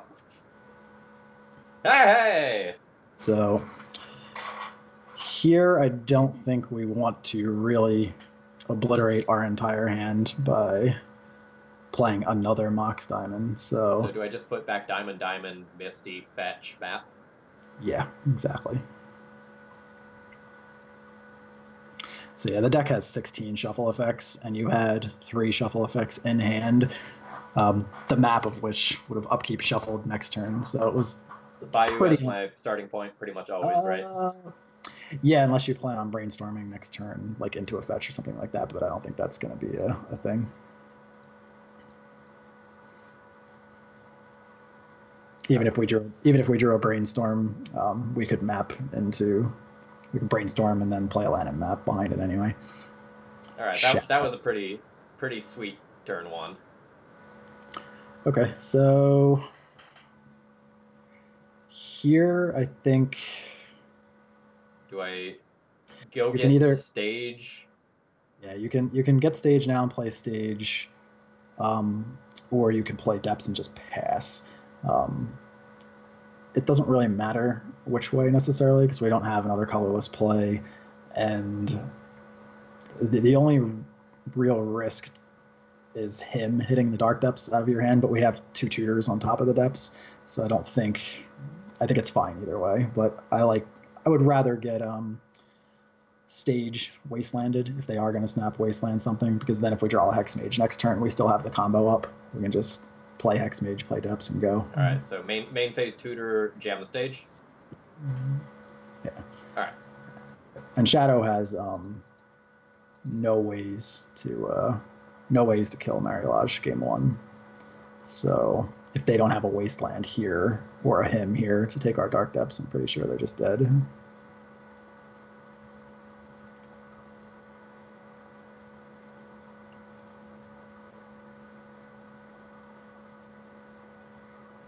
It's fine. Yeah, we don't actually care about that all that much. Like, we could have played in a slightly different neat. So yeah, I would just play the stage again and pass for the same reason. And now we can actually protect it with crop rotation too, on the off chance they go for it. All right, opponent has a Force of Will. Which does not matter. Sorry, friend. I mean, I guess there's a world where it could matter if they play second land double shadow and try to race us, or that. All right.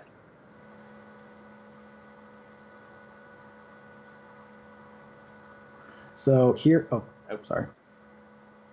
I was going to say there, I like staging, copying their wasteland.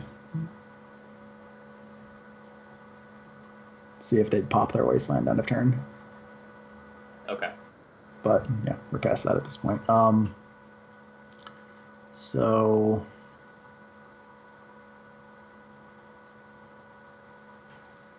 So we could either we could scrying for Wasteland, play Wasteland, but that's probably going to get our stage popped. Um, which we could theoretically crop rot, but then we'd be opening ourselves up to days. Yeah, and we know they have that force. Yeah, that too. So yeah, I mean, we could just pop a scrying off here and see what they do. See if they're willing to force it. Okay. Do I want to play out another land first to play around like a Pierce? I don't know that does Shadow actually play Spell Pierce. I don't know that I've seen.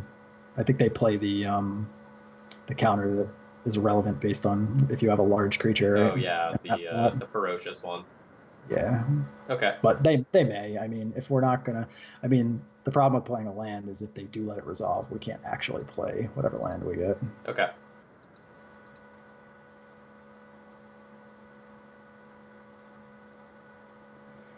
Unfortunate that they had a double wasteland draw. All right. That's decent. So the force is gone. So now I would just play a regular land. Yeah. Oh. No, a regular land. Yeah. Oh, I was thinking like we could play the depths because if like they try to wasteland us, we crop rot, get the other piece back, and yeah. The reason I don't want to or would try to avoid that is because they could still very easily have days. They haven't played a second threat. They haven't played a cantrip. So trying to like figure out what their last 4 cards are, it seems pretty reasonable that they would have a daze since we haven't given them a window to cast it. Okay. So this way, if they waste, we have crop rot plus daze, and if they don't, then okay. So now we can crop rot. Okay. I'm gonna go ahead and fetch here, right?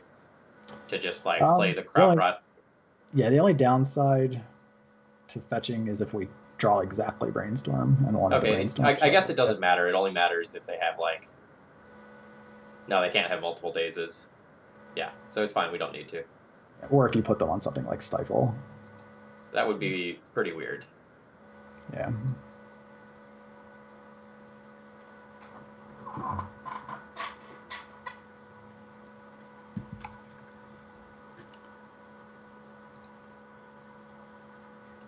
Please no third wasteland. I mean, if they have 3 wastelands, it's tip of the cap. Yeah. Good day, sir. 3 wastelands plus turn 1 Delver plus force. Got me. All right, and now I can just 100% main phase this. Yeah, I mean, unless they're playing. Is there a world where they could have some spice, like a 1-0 Edict or some Liliana the Veil nonsense? Yeah, but most of the list I've seen do not have those cards. So I think it would be more likely that they would draw into or cantrip into another wasteland than have one of those cards. What are you trying to brainstorm into? Are you just trying to make me think like you have something? Because I think that's what's happening. Yeah, I think playing brainstorm there would make you think they don't have something. Yeah. That's a fairly desperate brainstorm right there.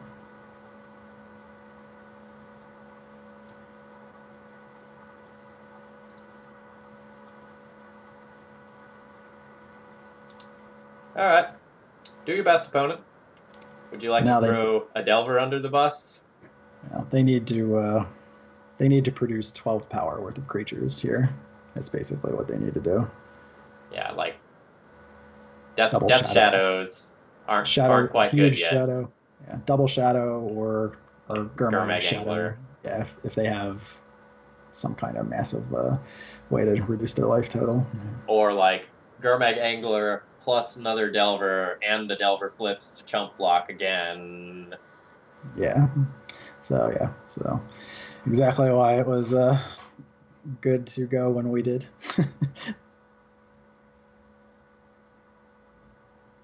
Just top deck Sajiri step again and win. Well, that's perfect because now I don't think they have outs. If they had a Shadow there's a world where they could get to 1. Yeah. But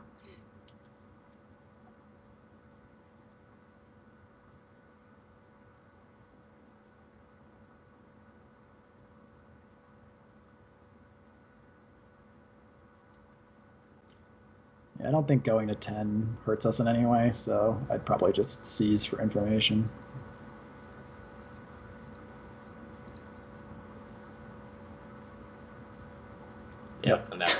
They know. They know.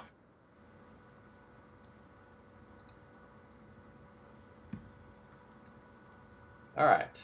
So I take it I bring in a little bit of spot removal to stop the early threats and maybe pithing needles for wasteland. Uh, Pretty much. You probably also want to grab. I don't actually like the trophies here. They have so much soft counter magic and things like that that they often won't hit. They're mediocre, I guess is the best way Okay. to put it.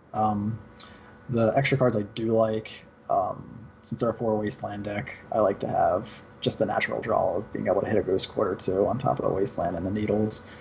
And they usually do have some number of edicts post board, so Dryad Arbor is playable in this spot.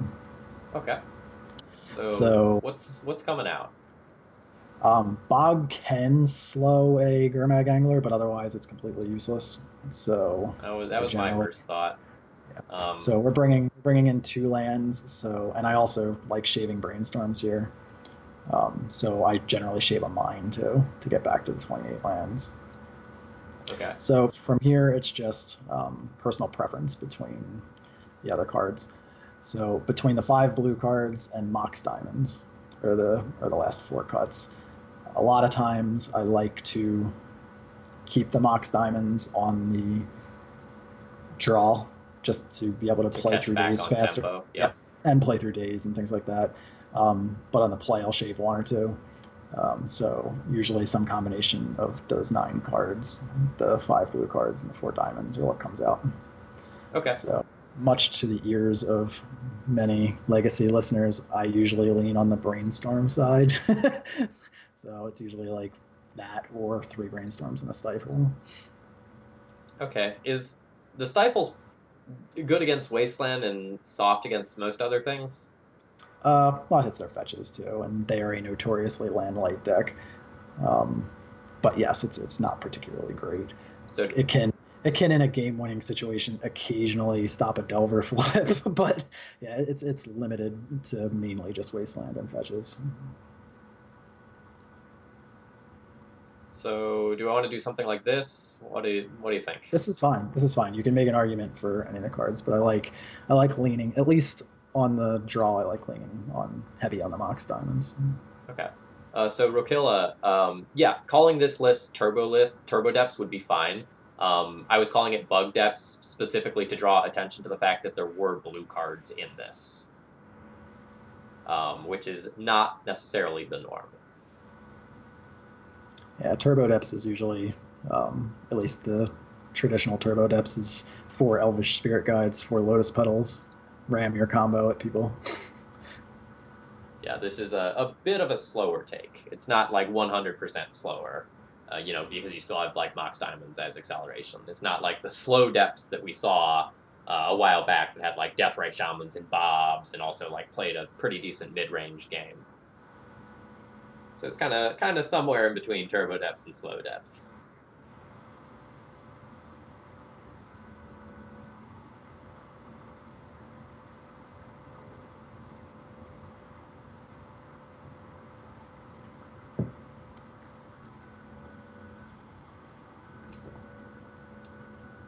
Opponent tanking on the decision. Do they want to play first? It's a tricky one. Yeah, this is certainly a matchup where you want to go last. Either that or opponent's getting a pizza or whatever. It's Magic Online. It's one extra look at a turn 1 Delver. How can you not want to have that?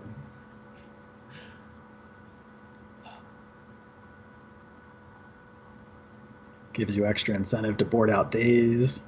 There's all sorts of reasons.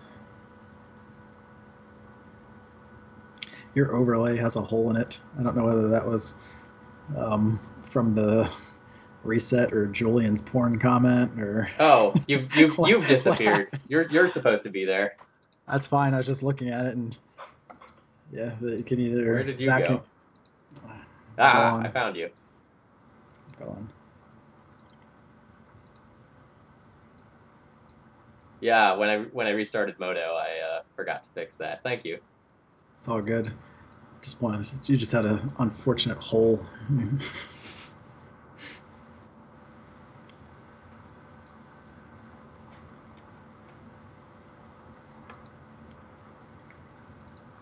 Okay. Much better. Okay. So, our opponent has kept 7. I have a hand with multiple pieces of early disruption and a tutor. Is this good? It's very medium. They do run some number of discard spells, and if for whatever reason we get Thought Seized on turn 1 and lose the map, our hand does legitimately nothing. But we do have a decent number of ways to fight them. This is just the kind of hand that if they go discard spell into threat into some other form of disruption, we might have a hard time beating it. But we're daze proof. We have a couple of pieces of disruption. We have the Ghost Quarter for their wasteland. They're probably not gonna be able to wasteland us off colors. So there's upsides, but it's kind of medium. Like, is this bad enough that I want to ship this? It's playable, but it's the kind of hand that we could very easily lose with. But Okay. I would probably keep it. Yeah, so Rokilla, from like my side as a D&T player, D&T is very happy to play against most Marilage decks. It feels pretty good. Yeah, this is what you're talking about. This is the fear. Yeah, I mean, the one good thing about this is we can discard or double discard them, so we may be able to cut them off of a clock entirely, at which point we can hopefully draw into some pieces. Ooh. Speaking of. All right, so I think we lead on a fetch, Mox Diamond away the other fetch, then lead on Thoughtseize and go from there. I'd probably go for Inquisition first, actually. Okay. If we're good, but I don't lead with a fetch right before playing the Mox, so the Mox doesn't get dazed. No reason. Yeah, exactly. I mean, there's a world where we'd be okay with that, probably, but I'd rather have the option of double discarding them if we need to here. And do I want to pitch the Ghost Quarter or my Verdant here? Because I can see an argument for pitching either. I don't think they're going to go after your colored sources when a Mox Diamond's in play, so I think pitching the Verdant is correct. The arguments for doing it, I mean, either way, we're going to be able to, unless they like somehow force of will map through 2 discard spells. Either way, we're going to either be able to get a combo piece or fix our colors. The only plus of keeping Verdant is if later we want it for a Diabolic Edict protection. It's an Arbor. So this is an interesting spot. So I think we just straight up take their 2 threats. So if I just play out the second discard spell, though, it'll just get dazed. So I need to wait a turn. Yeah, they can't get to... Well, can they get to... I don't think they can get to Gurmag next turn, right? It would be difficult. So I'll put the third in there. If they surgical, which would be really awkward because they could surgical map. Yeah. But we can't take surgical here. No. Like, I also don't think they're likely to just snap off the surgical, right? So right now, putting Shadow in their yard would put 3 creatures. Fetch is 4. 2 lands is 6. So that gets them there. Oh, geez. If they snap it off. So... Okay, hold on. What if we play the map, and we use the map as bait? So I can take the Shadow, play map, they daze map that sets them back a land, then that'd be 1, 2, 3, 4, 5, that'd only be 6, then they can't cast this, and then I can Thoughtseize the Angler.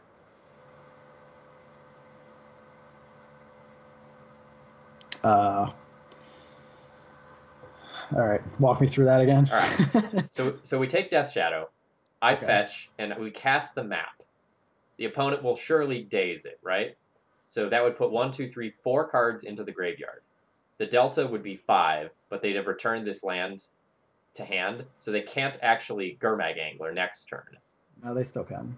So it's the graveyard is Wraith, Thoughtseize, Shadow, Daze, fetch at that point. So 5 cards in the graveyard. Tapping the land is 6, and if they surgical, that's 7.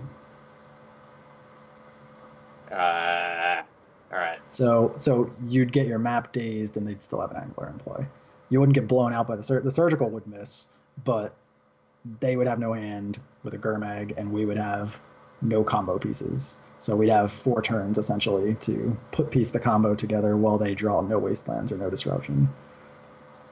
All right, So this is. the only other thing you could do is take the days, and then actually like I could play take days. take days, or take surgical. As awful as that sounds, you can take days in shadow. Like any way you do it, they get angler. So All right. Okay. After all that, I think I like taking days. okay, and maybe they'll just play the shadow Yeah. and not blow the extraction. Yep. All right, that's fair. All right. So now, based on that, Don't surgical me. We 100% play map. Yeah. They would have been that's ghosting territory right there. Yeah. If they straight up surgical map in that spot. Oh, sorry, I just saw that chat comment. The turn was kind of complicated, as you saw. I'm really glad you're enjoying my content. I've got about a week of donation deck lists queued up, so anything you send would probably be played at the beginning of November. You can feel free to send that this way as soon as you'd like, though, and I will add you to the queue. And thank you very much for your future support. Yeah, Turbojet Megachrist. This game is super neat. Okay, so they have Angler Extraction Unknown. So hey, Anurag, you're jumping in at a weird time. It's real fun over here. So odds are they don't have a counter spell that can stop this crop rotation. So it's interesting. So we could play Ghost Quarter, tap it for colorless, crop rot into a stage, tap that for colorless, map for depths, and Thoughtseize them off Mox Diamond. Not necessarily in that order. We could Thoughtseize them first. And that gets us the combo next turn, but loses to Wasteland if they draw it either last turn or this turn, or Edict. But that puts the combo on the board next turn. All right. That's the fastest way to do it. The other way is to just play out the Ghost Quarter, Thoughtseize them, map at the end of turn. It's a little bit slower. It gives them draws to counter magic. So depends on what and how we want to play around everything. You could Thoughtseize first off the Bayou. Yeah, I think I like that. See what we want to do from there. There's nothing in the graveyard currently that we would care about losing. Hopefully they draw a brick and we can take Angler here.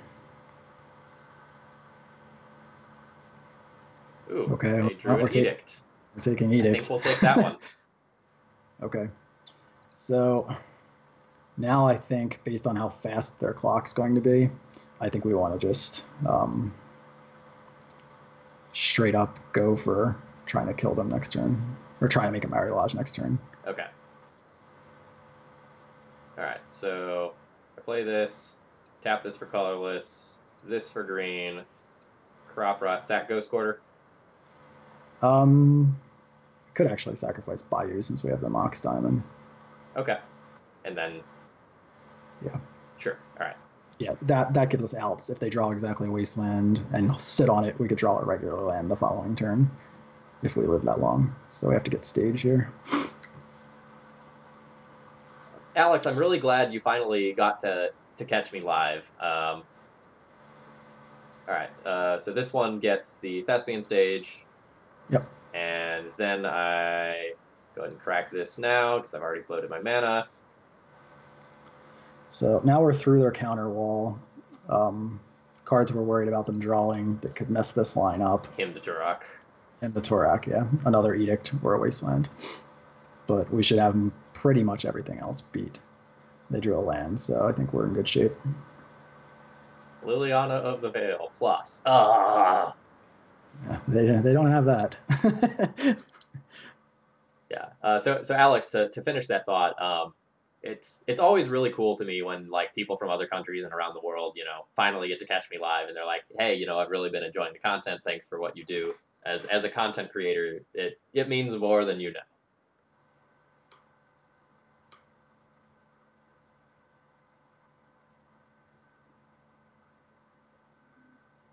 Surgical extraction on Bayou. Okay. Sold. That's just to essentially pump Death Shadow for 2 extra damage. In case anyone in chat is like, that play looks horrible. That's what they're doing. Oh, Shadow's getting blocked next turn. So here I think we just snap main phase. Main phase it. No worries. It's happening. So now they're probably down to just a single copy of Edict. Bitter Blossom doesn't matter. Delver doesn't matter.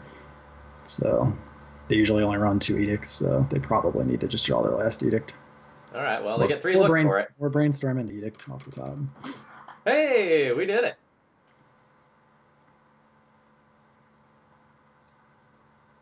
All right, chat. I'm going to go ahead and take a quick break. I'm going to grab a drink of water and use the restroom real quick. I will probably be back in about a minute here, so I'm going to go to my Be Right Back screen. Audio will still be live, but if you want to get up for a minute, walk around, do whatever you want to do, feel free.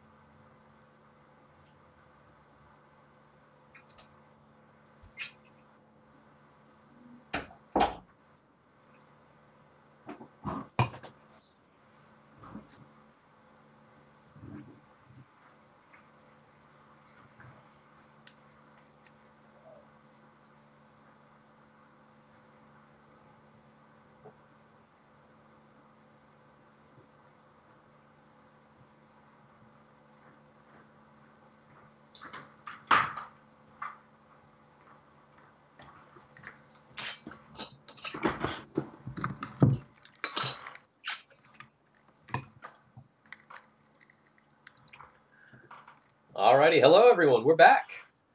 My name's Phil Gallagher. I run Thraben University, a site dedicated to legacy, death, and taxes, and tonight I'm joined by Tom Het, who is walking me through a legacy league with bug depths.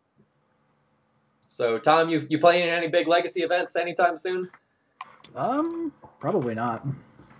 I'm kind of dog limited based on my little neurologically impaired dog. Can only travel every now and then, so my trips this year were, well, I got to play in the Legacy Classic in Philly, but the actual trips I took were to Richmond for the GP and Baltimore for the Legacy Open. So I'm probably, until they schedule next year's stuff, I'm probably out of big events. That's a shame, but I know how it is. I'm a teacher, and I get like 2 personal days a year. So I can go to events where it's like, all right, I can leave Friday after work and it's fine. But anything that like requires a real day off for an event is hard. Yeah, pretty much.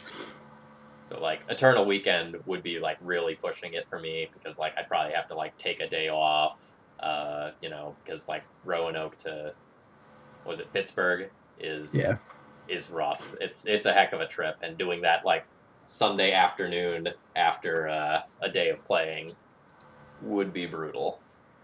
Not undoable, because I've done it before. Like, I can imagine. My experiences back when that used to be in Philly were not the greatest, when they were doing 11 rounds and top 8 in the same day. Yeah, I was there for that. That was one of the physically worst Magic tournaments I've ever been to in terms of like my health for that day. Yeah, so, and then even recently, I know people that went last year that had serious problems. I think they changed the prizes on the fly for the side events, and some other nonsense that there's just no way I'm driving 6 hours to Pittsburgh to mess around with that kind of stuff. Yeah. Yeah, this hand is This hand looks unplayable. Is complete garbage. Yes.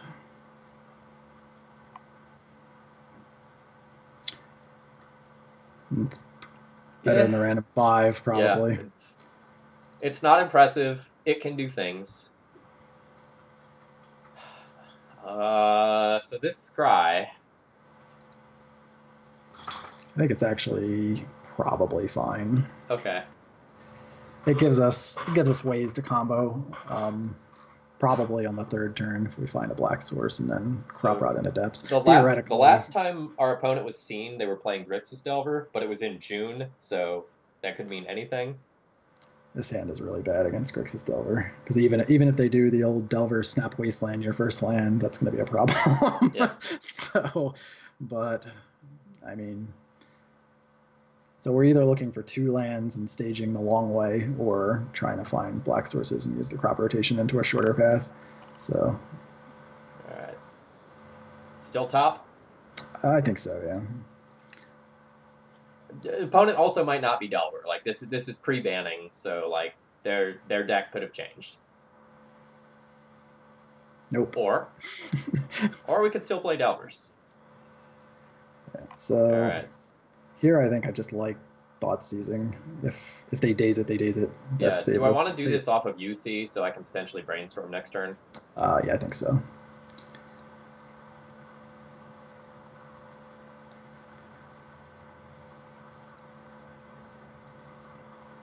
If they snap Wasteland us, it's going to be unfortunate, but Yamal to 6 if they have the Delver Wasteland hand. Ooh. So be it. That's interesting. So I almost like taking them off the shuffle effect. I agree. I'm going to think about it for a second. But I'm fine with them. I'm fine with them 2 for wanting themselves into the ground. I like them brainstorm locking themselves potentially.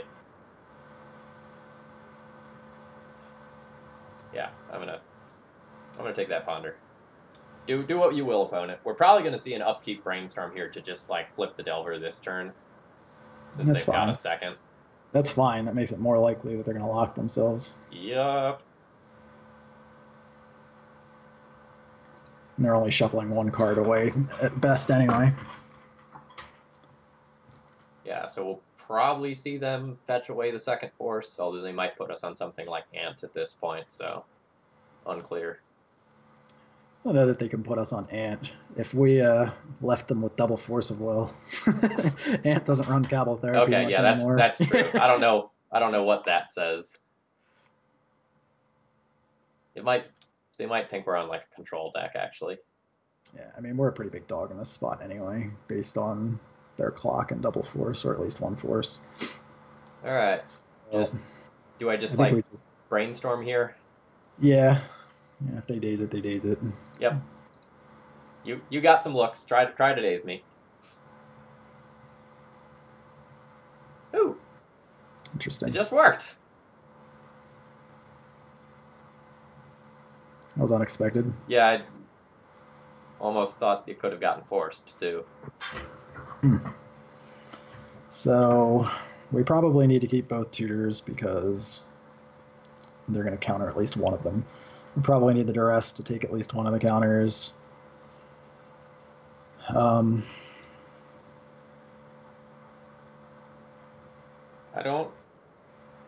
don't know that I see myself having time to brainstorm in the next turn or 2. Yeah, probably not. So it's just whether.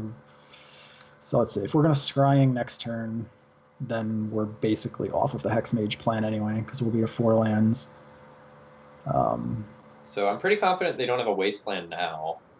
Yeah, so it's between. I think it's between Needle and Hex Mage as far as what we shuffle for the 2nd card with Brainstorm. So either we decide we're just not going to bother playing around Wasteland and chuck the Needle, because... Like, do we have time to play around Wasteland? It's close. Like, it's very close. Turn, yeah, if we duress... It depends on if they have double force, I guess. but I feel like I want to put back Brainstorm Needle, Fetch Bayou, and Duress. yeah, the upside. I'm sorry, you said Brainstorm Needle? Is that what you said? Yeah. Yeah, the upside of that too is on the off chance we draw another colored source next turn, and they do end up shuffling a force away. We could actually go for it with crop rotation next turn if that's a thing. It might not be, but I think that line's fine. Just accept that we'll lose the game to Wasteland.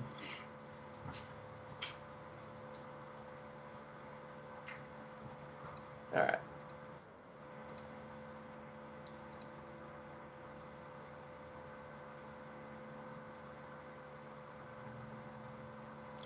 They may not have double force at this point, Alex. They may shuffle one of them away. We saw the upkeep Brainstorm, and we don't know sort of like the status of these cards. So like we know one of those Brainstorms is gone. So they have like Force, like potentially Force Brainstorm X. But let's see if we can find out for sure.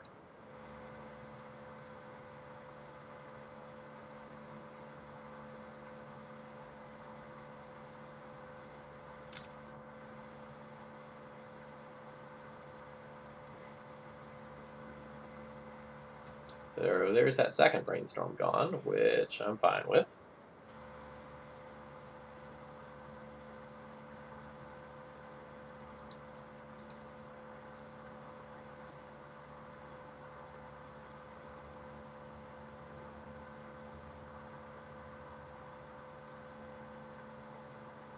I will not pay for days. That's fine. Kind of happy that the Duress eats the days rather than one of my more important cards in hand.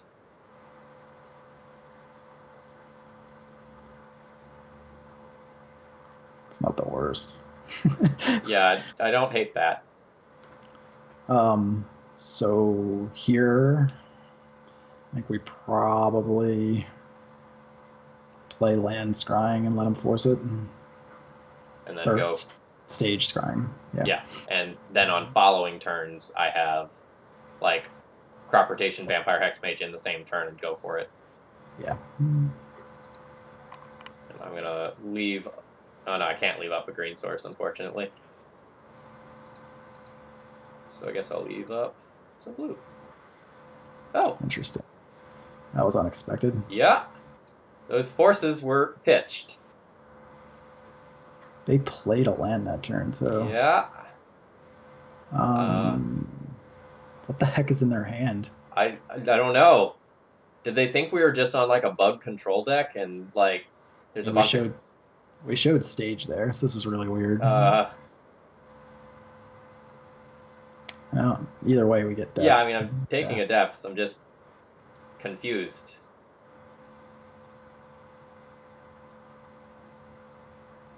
My opponent says in chat, "Oh, miss." Oh, I mean, this is game one, so I don't think they're gonna have an edict. They could have a bitter blossom, I guess, but an endless wall of delvers is not gonna get it done.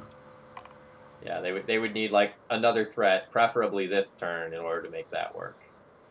One thing that would also work is if they have stifle. Stifle will give their clock enough time to get there. Yeah. If the delver flips next turn, but I think we just play depths and then pop during their upkeep. Sounds good.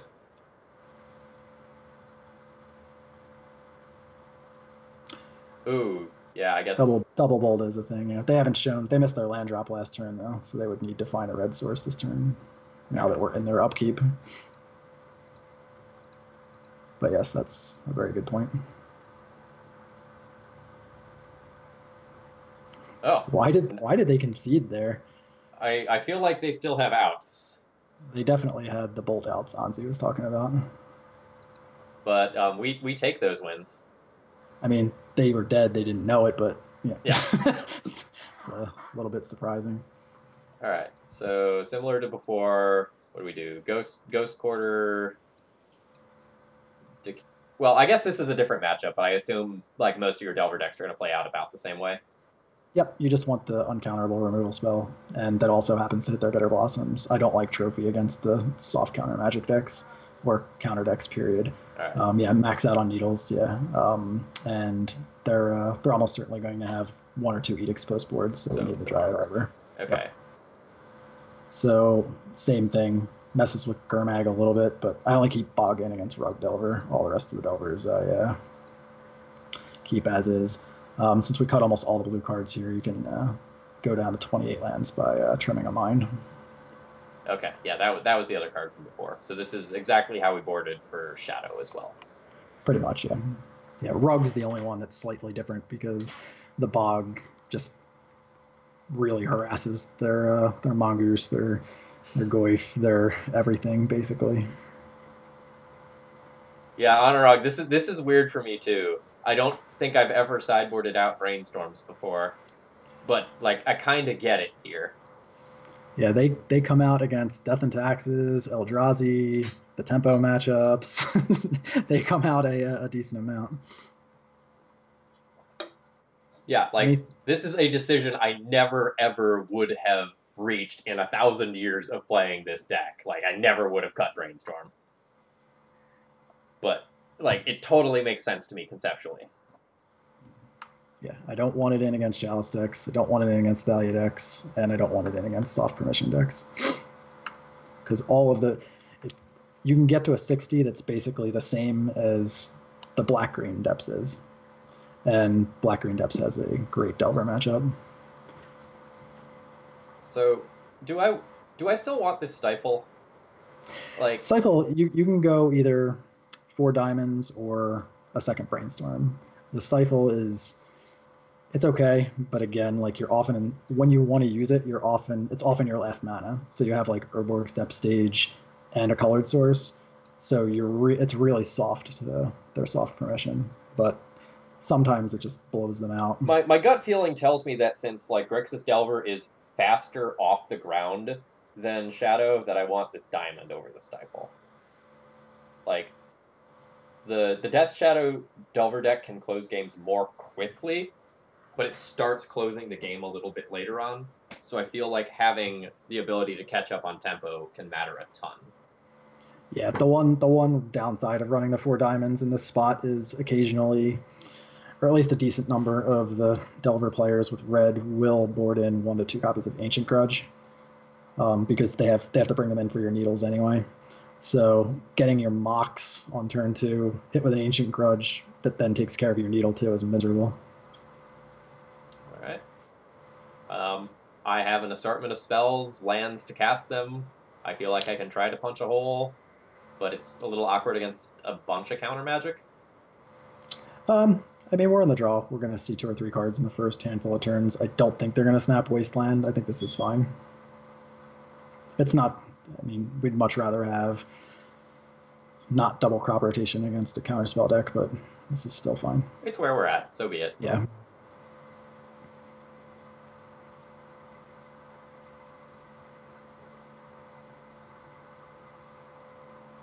So assuming we just like draw some brick, what's the turn 1 play? Do I just like lead on Needle to just like try to stop Wasteland and bait the first counter, or do I just go ahead and Inquisition?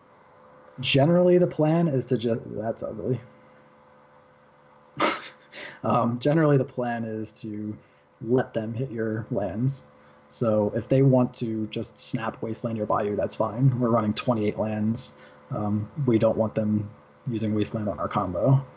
So jamming Needle into a Daze is kind of a problem. We're in long game mode anyway now. We either need to find an Abrupt Decay or push through, or find a Hex Mage or Abrupt Decay and push one of them through. All right. So what am I discarding to the Mox Diamond? The like Verdant, like lead on Bayou Mox, discard this. Yeah, I mean it's thinning versus saving a point of damage. So against a tempo deck, it's probably fine to just leave the second Bayou in the deck. And this lets you have the best of both worlds. You can push the first spell through Daze and probably resolve the Needle too.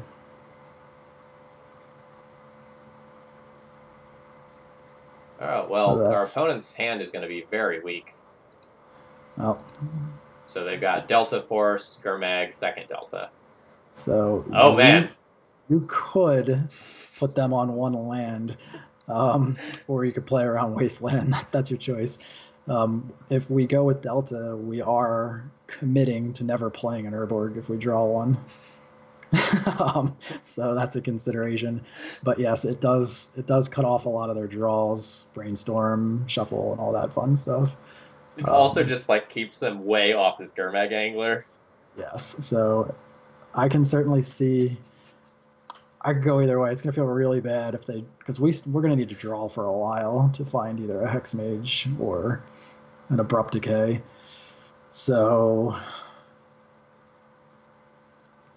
I'm gonna leave this one up to you. Well, whatever you feel like doing, I can back either plan. Chat knows what I'm doing. This is so greedy. This is so greedy. This is very greedy. There's no other way around that. And he draws a fetch. Ooh. It actually works. Oh, that's Ooh. Good. So here, I know the exact contents of their hands right now. Yes, you can go get the stage now, and then you just need to draw any land. I'd feel a lot better about that play if we needled Wasteland, but we are where we are. So, do we think we're going to draw a land before they draw? Okay, either... so there's this awkward thing though, right? Like, if I... We need a colored source to decay, yeah. So... Yeah. I guess you just have to play. Yeah, it's a couple turns either way, so... Maybe he'll be kind enough to show you what he draws next turn, too. Like, he'll just play a Delver or play another land. It's super awkward. Yeah. Because if they draw any blue cards, his force is live to stop the future crop rotation. Yep. I mean... Huh.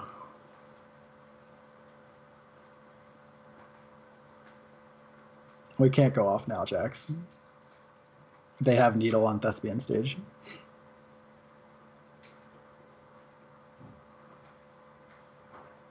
Yeah, Yeah, he's thinking of Crop Rot, Bayou into Urborg, and then tap yeah. Urborg and Depths for double black, and then Mox Diamond the Urborg into the stage to combo. But yeah, that would be live next turn if he shows us he has in hand. So we could just play Depths and pass and see what he does. All right. Or I mean, we're gonna have to draw a colored source at some point, no matter what. All right. I mean, just playing Depths and passes opens us to just naturally drawing stage 2 if we decay at the end of his turn. All right. So, and also, if we draw a land, play a land, and Crop Rot, and he force pitches whatever card he just drew, he still has absolutely nothing, and we're still live to drawing another land with the second crop rotation. So. And if he just does something like plays a Delver here, which would be amazing, then we could just combo next turn, no matter what we draw. Interesting. So I think we decay the Needle here.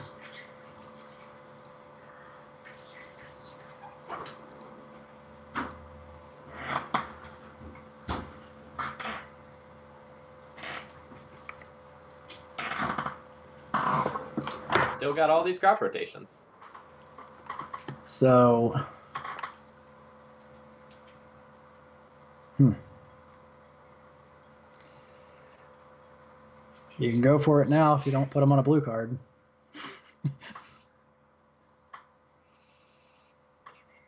I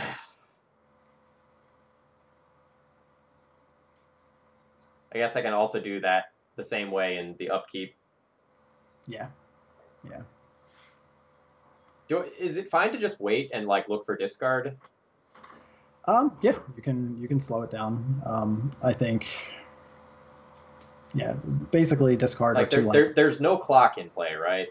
Yeah, the only thing we're doing is giving them draws to, um, giving them draws to a clock, giving them draws to edict are the two things we'd be worried about in this spot.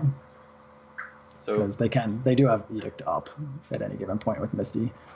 So what do you recommend here in terms of like risk assessment? I mean, they played the Delta, which they can't use, which means they didn't draw a land. They drew some relevant card, which they didn't play. So it's almost certainly not a Delver. So it could be like Gurmag. Yeah, I mean, the odds that it's not a blue card. I mean, I think they would have played Ponder or Brainstorm with Misty up before playing the useless Delta. If they drew those, so I don't think it's those necessarily. But they could have drawn a Daze or a Spell Pierce or any number of other cards in that spot. I mean, the good thing about going for it during his upkeep is if it's a blue card, their hand's nothing. Their hand is Delta, Angler, nothing. And any green source, we still have double crop to go for it again next turn. All right, so. So the one card that would completely blow us out is if they drew exactly Diabolic Edict. Okay. All right. So it is a series of 2 crop rods, right? Like crop rod. Yeah, it's crop rod and an Urborg. But I think if they're going to counter anything, it'll be the first crop rod. Yeah. I don't think they would let us just flat out get stage. No. Unless they have Edict. All right. Here we go. They could have also drawn Surgical Extraction. That's possible. Oh. We'd beat that. Good news for Bill fans. Well, not necessarily.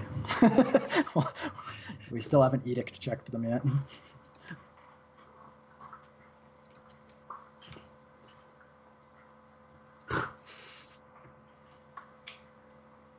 All right. So now we're on stage.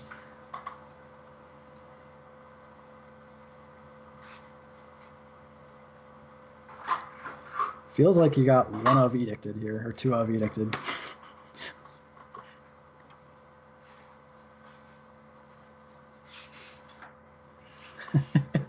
Well, that's sort of good. They can't use the polluted Delta. Yeah, or the other polluted Delta. I'm guessing it was an Edict, or not an Edict. Yeah! So chat, clearly the Pithing Needle play was the correct play, because it worked. That's how that works. I'm enjoying Jax's timeline on your chat of risky Edict maybe, 100% Edict, I smell weakness, all within the course of a turn. Oh. All right, so while we're waiting for the queue in the final round, we were talking about a pretty interesting thing that happened in the Twitterverse in the past few days here. Regarding one Storm player and his Black Belcher deck. You wanna tell chat what's going on with that? Yeah. The Leaving a Legacy guys had a tournament. I don't even know how long ago was that, like 2-3 months ago maybe? That sounds about right. Exactly. Yeah. They had a tournament that Mr. Cook beat Rich Shea in the finals, and they're running it back. So they're having another tournament in November. So last time they had small bounties. I think it was like a pack or something like that for anyone that beat one of the name players. They gave it like a pack of Modern Masters or something like that. And so this time we brainstormed and decided that we would make it really worth people's time to beat one in particular player that happened to win the last tournament. So we're putting a Lion's Eye Diamond on Bryant Cook's head. The man has a bounty. Go there, defeat Storm, make it the not epic Storm, and win a Lion's Eye Diamond. Whatever you need to do, 4 Chalice, 4 Thorn, 4 Leyline main deck, whatever you need to do, get it done. $30 entry, get a Lion's Eye Diamond. So I sort of tongue-in-cheek on Twitter, then recommended to Brian that he go to the tournament in EXO anyway, because that would be the most hilarious thing in the world.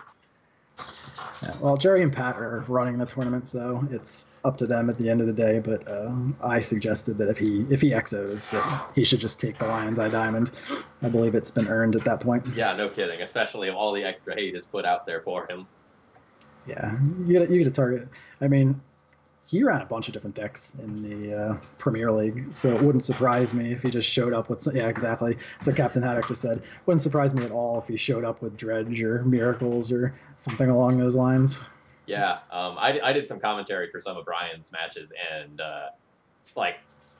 Brian showed absolutely great range over the course of that tournament. You know, everyone thinks of me as a D&T guy. Everyone, thinks of Bryant Cook as the test guy. But a lot of Legacy players have a lot more range than you might imagine. Yeah, I think once you know the format, you've been in the format enough. Once you get the general feel of a deck, you can really start to adapt quick. So he's been playing Legacy long enough where he's seen probably just about everything.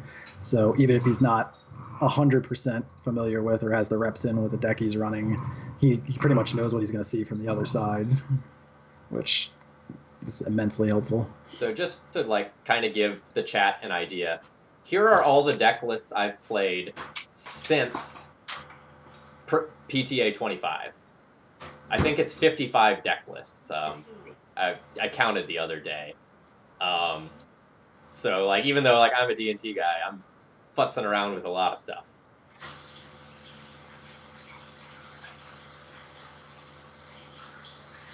We are playing against the biggest bird now. We'll see how birds do against tentacle monsters. No data on the biggest bird.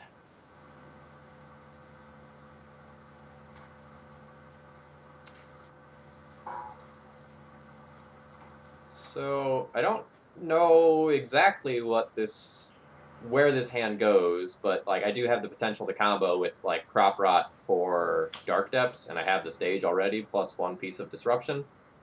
Yeah, any land's a turn 3 combo. Obviously not through counters, but any land's a turn 3 combo. If it's a wasteland deck, you have needle. If it's a combo deck, you have storm. So in the dark, it seems fine.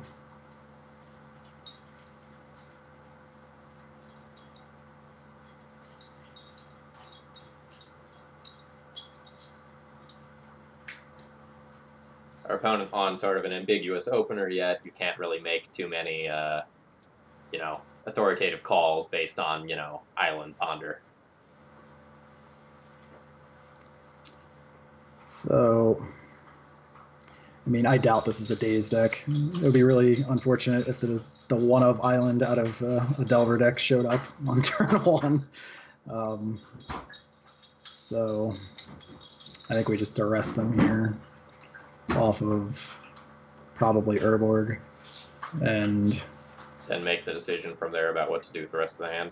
Yeah, if they have something worth needling, then we could Mox Diamond Needle if necessary.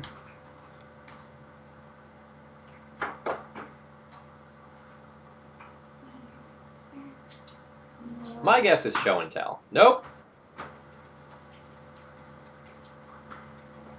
So I think I like taking the Ponder here. I agree. So that hand is, other than the forces, is fairly terrible. If you want, we can needle Jace now. Put him to a test on force. I know you want to name Flooded Strand. No. That deck has a billion D lands, and all the cards say draw a card in it. Yeah, but I'm all about just throwing this needle out there. My opponent will probably think that I'll name Flooded Strand, but I'm naming Jace. And if they don't force it, great. If they do force it, also great. Yeah. So yeah. Here I would chuck the probably the Catacombs, because Tropical Island's a triple land with Urborg.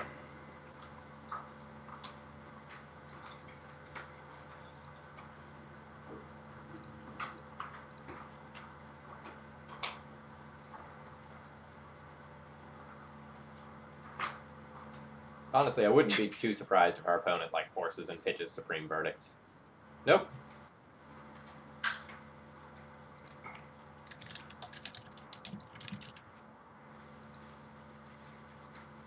All right, so we have set ourselves up for the later game pretty well here.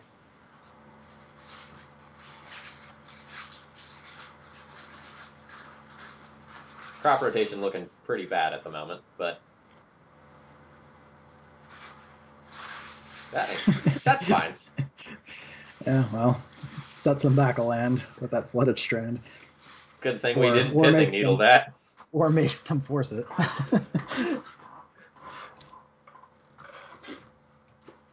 Sure. Alex, you make a good point. This could still be a Stoneblade deck. Like, very, very reasonably, this could be a Stoneblade deck. Well, that Stifle will be even better if he just slams Stoneforge Mystic here.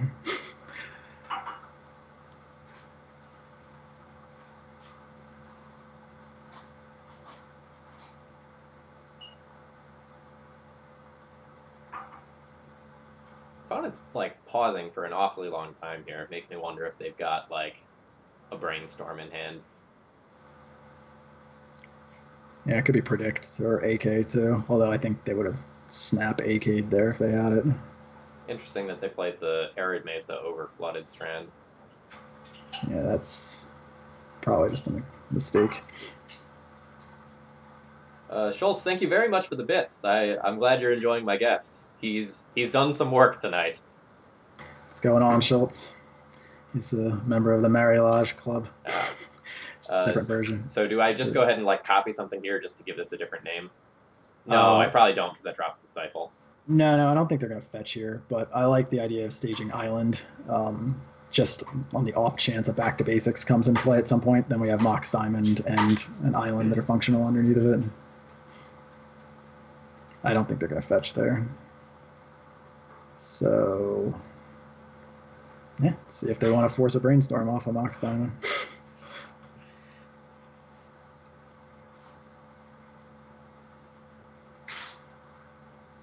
Neat. Unfortunately, this isn't stellar. That's pretty good. So what we have, we know we can't combo with the Crop Rot, so what we have is Stifle, Thoughtseize, Crop Rot all up this turn. So we can Thoughtseize them off the Urborg, see what they want to do with their counter magic, or let it resolve and get full information. We have Stifle for the first fetch they use, or possibly, that's probably what it's going to end up being, or maybe later a Snapcaster Mage. And we can, depending on what they do off the Thoughtseize, we may be able to force their hand with between Crop Rot and Stifle. Okay. We'll see what they do. But so I put back this and then Crop Rot on top? Yeah. And see what they want to do. And do I want to play this first to play around like a Pierce? Yeah, for sure.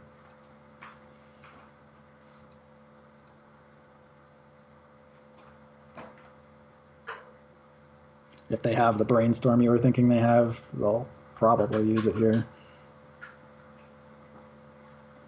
Yeah, and if they have the Brainstorm and they're like hide forces, then I can use this opportunity to Crop Rot. Yeah, okay. This spot actually is potentially pretty good for me. We'll see if they just drew like Swords of Plowshares or something and I'm miserable. Do I Stifle?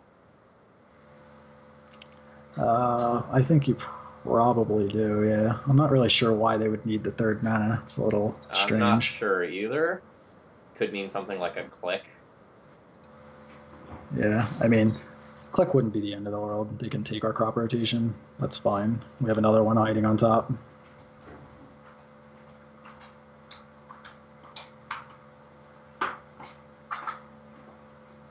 Well, there goes the Force, or one of them. All right, Force Pitch Verdict. So that's really good for us.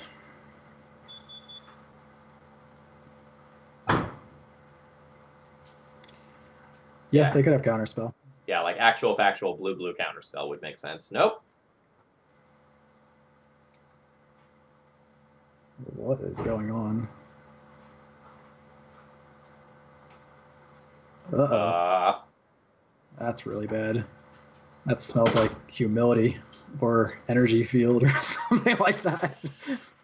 Uh-oh. No, that was unexpected. There's humility. Uh, Yeah, I think we're this game got cold. hard. Well, I think we're cold to that because unless they somehow lost the flooded strand, which they did not. So there's really nothing we can do. So do I still like just resolve the crop rot here, get the dark depths, and I mean, I don't think there's a real reason. We know what they're drawing. Their hand is flooded strand, and then they're going to draw humility and yeah, okay. play humility. But we can't beat humility anyway, unless we're going to hit them 18 times with a token.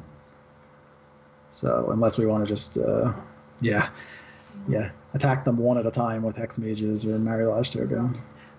Captain Haddock in chat telling us we should have just named the flooded strand. We have Urborg in play, Captain Haddock. Yeah, they still would have gotten white. Yeah, womp womp. All right. Yeah, so unless you want to just see more of their deck, but we can't win from here. Or it's unbelievably unlikely we can win from here.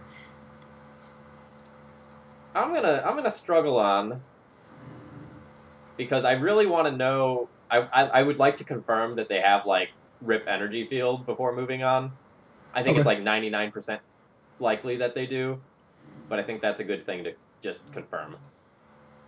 That's fine. I'll let you go into cruise control then, so we can manage the clock, since these games could go long post board. I'll also concede to them like Swords to Plowsharing my 1/1.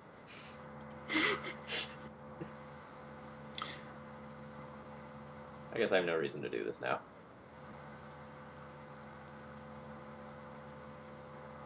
So how does the layers work with humility and Sajiri step if they plow Marilage? Okay, there's the energy field. This is a fine point to call it. Like now I know they do have rip energy field, and I don't really.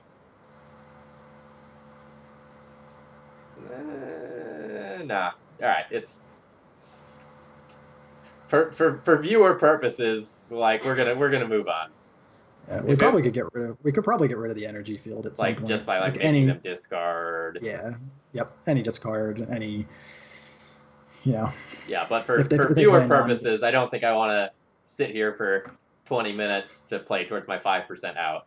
You know, if it was me sitting here at 11 o'clock by myself, like whatever, I'll hate myself and do that, but not good content. All right. So that whole pile of cards on the right can come in. Yeah, these cards seem like they do good things. And so I also like the Flusterstorms for Swords to Plowshares and Force of Wills and other fun things. They probably have one copy of Caracas hiding out in there, so you could probably bring Ghost Quarter in. So okay, so I'm sure we want to probably cut a bog. No, they probably have Snapcaster Plow. Okay. I'm wrong. No, that's my assumption, is that they're blue-white. They probably have plows and snapcasters. Do they actually have snapcasters if they're playing like Rip Helm though? Look it up. Let's see. I'm pretty sure they don't. Anyway, talk me through some of the other trims while you're checking. Yeah, the blue-white matchups and the control matchups in general, or matchups versus control decks, slow down a ton. So I almost always board out all the Mox Diamonds. Okay. And just go slow. I don't think it's worth fighting them on Pithing Needle. A lot of the times you're just not winning because of some gas permanent, or they just keep having plows set up. So Pithing Needle on Jace or on their win condition. I mean, like last game, they never needed to show us a win condition. They just locked us down. So that's pretty much. I probably want to keep in I normally keep in the fourth depths You want to have Oh, I don't max. know why that went to the board. I just grabbed that by mistake. No, I want that in the deck. And from here, I'd probably just shave a map. Putting the combo together is usually not the problem against the blue-white decks. Okay. It was sort of was last game, but I think that's the exception. I think this looks decent. Sounds good to me. Yeah, okay. Another argument against Snapcaster being the deck is the fact that it plays super badly with Humility. Okay. Ugh. Yeah, I don't know. This seems bad. This is very bad.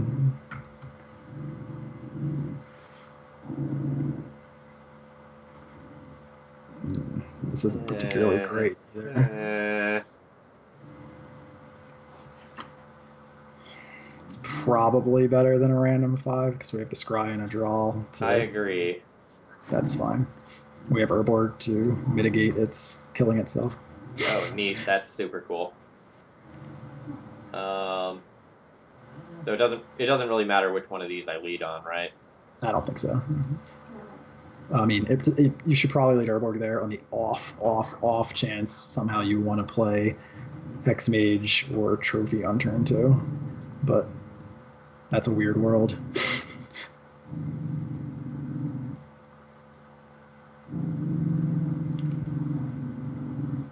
I mean, as bad as that opening 6 was, if this wasn't a control deck, we could actually combo on turn 2.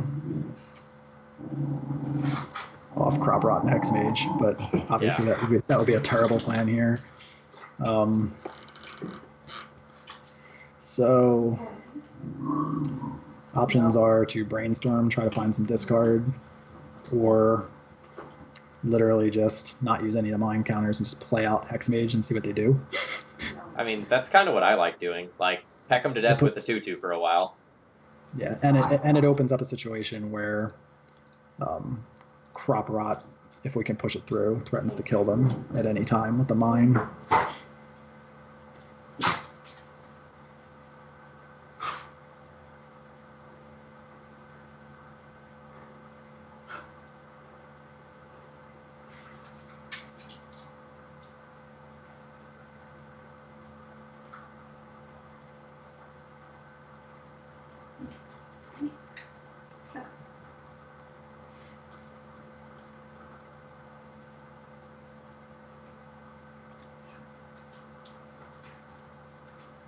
This even has first strike, so I don't need to worry about getting ambushed by a Snapcaster Mage. You have no idea how much of a luxury that is compared to most of my 2/1s. It's like so many times where I have like a Revoker or a Sanctum Prelate or something, and I just have to worry about it just dying. So here I actually think I like brainstorming. I agree. I can hit a fetch. We need to find some action too. I know we could Crop Rot kill them, but that just seems really unlikely. Ooh. Okay, so that's... Ooh! So...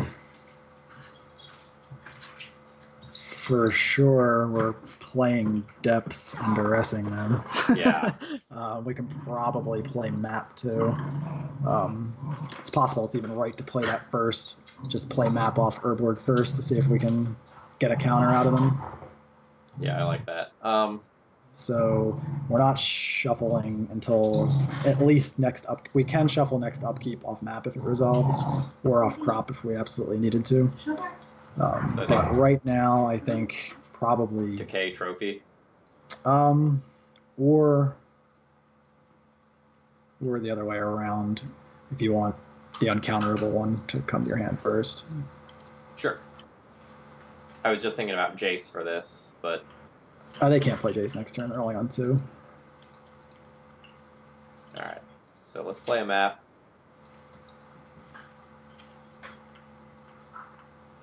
It'd be great if they decide this is worth forcing her. Aww.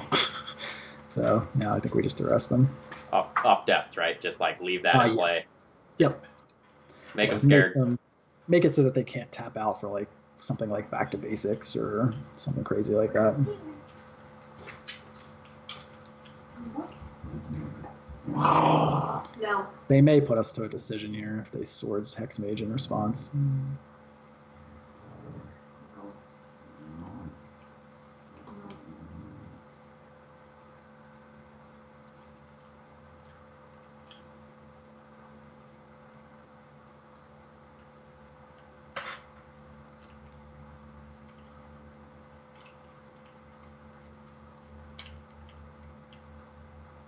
So this could be hiding the goodies. This could be putting a Terminus on top for later. We're actually okay with Terminus. Terminus doesn't really do much in this spot. We just play stage next turn and have combo with Crop Rot up. So oh, jeez. Have here. This hand is solid. Okay. This hand's not that good, actually. So they can't, next turn, they can't play Detention Sphere or they die. They can't play Mentor or they die. Anything that they could put on top of their deck with Enlightened Tutor, we have the Decay sitting on top to kill. Explosives. I mean, they could play it for 2 and pass with a theoretical plow up. I guess that's a play that could happen. So basically, the world where I lose is if the top card of their library is Swords to Plowshares. Which it almost certainly is, to be fair. It would make sense. Yeah, but we have that beat the following turn with Crop Rotation. So we have any of the enchantments they can go get beat because we have both Decay and Trophy sitting on top of the deck. So I'm not worried about Sphere. Even if Sphere, we could even let Sphere, even if somehow they had an extra mana, we could let Sphere hit Hexmage. We have stage next turn. So the only card, I mean, we probably just take Ponder. I think we take Ponder. Yeah. And that puts them on just the plow, which means their next turn is either nothing or play Engineered Explosives.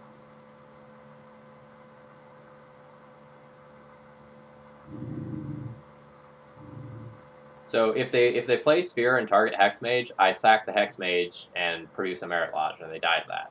So they can't actually do that. Exactly. So they're dead on board to 2 of their plays. So Mentor can't come down, Sphere can't come down. So what's likely to happen is they're going to do nothing. We're going to draw Decay. We're going to play stage and pass, and they'll either E-tutor and give us more information or not. But we have, if they play Humility, we just go for it and then draw the Trophy, and their hidden card would have had to be Force of Will, which I don't think it was. No, I don't either. I think based on the Sphere being dead on board, they would have kept that and just countered the discard spell. So they would just hit him for 2 and see if he wants to Enlighten Tutor. Which I feel like the answer is almost certainly yes. Which is great, because it just means they have the 1 unknown, so...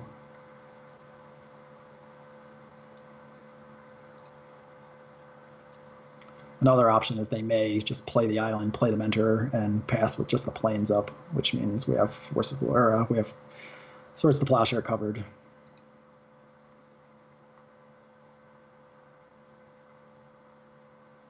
So if this is Humility, we're only punished if their hidden card was exactly Force of Will.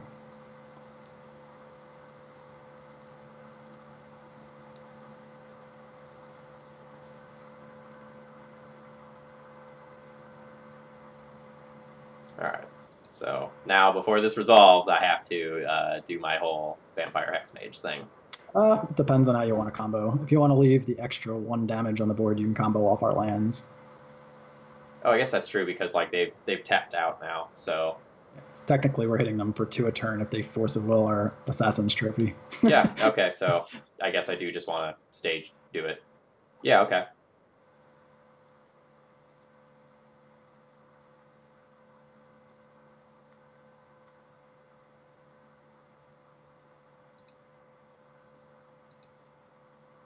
Target this, tap 1, tap 2. So if they hit Force, that's going to feel bad, because that means we passed on the win the first turn, but what are you going to do?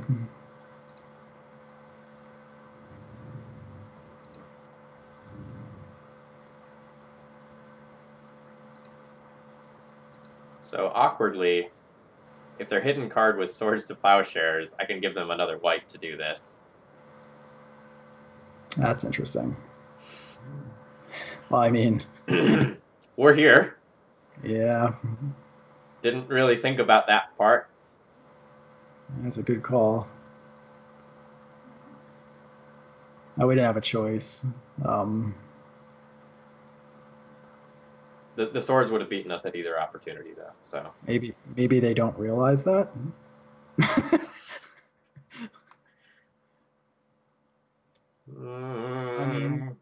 I mean, seriously. On the plus side, though, is if that is what happens, we have map for Dark Depths, and we have it again next turn. Yeah, and they absolutely shuffled. So no, we don't. I guess they're going to sphere us. They're going to sphere us.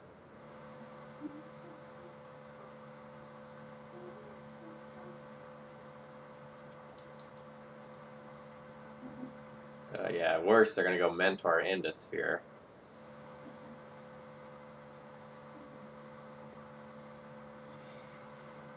Oh, there you go. I led you astray for the first time this league. We probably should have taken the Enlightened Tutor. I did not remember the trophy was going to do that. Damn it, new cards. Yeah, I definitely caught that too late.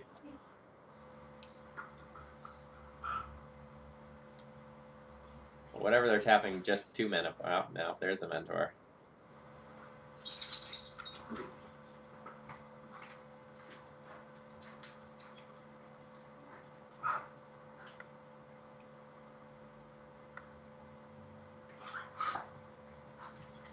So there is a world where they just like take this map and say Hex Mage, which would be sweet. That'd be really greedy. We could just. Oh man! We could just have a second Depths. That was an incredibly greedy line. Because if we draw a Depths here, we actually have Depths and Protection. I wonder if they think that actually kills Marilage. Or if they just wanted the Mentor.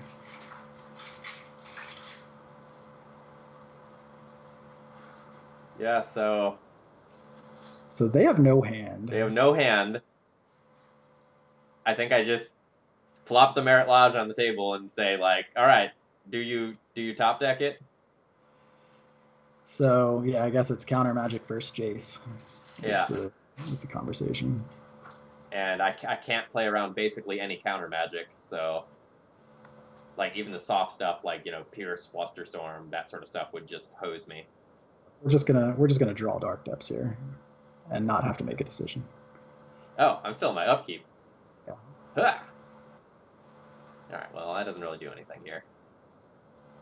Is there any red cards that would be relevant? I don't think so. No. I'll probably wasteland them anyway. On the off chance they have Terminus. That wouldn't matter. No. Well, I guess... So I guess the argument is the difference between them having 5 or 6 lands better than us still having Urborg versus having Wasteland, because we're going to have to sacrifice one of those to crop rotation. No, I guess I probably want to sacrifice the Wasteland. Like, we can. I'm an idiot. We can still play around Jace. We just tutor for the Dark Depths now and just pass. So that plays around. Yeah.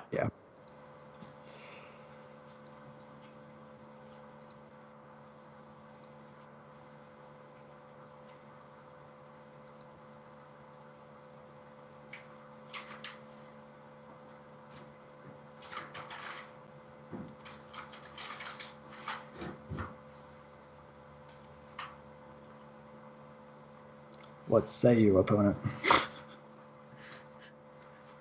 Deal 40 damage with 3 idiots somehow.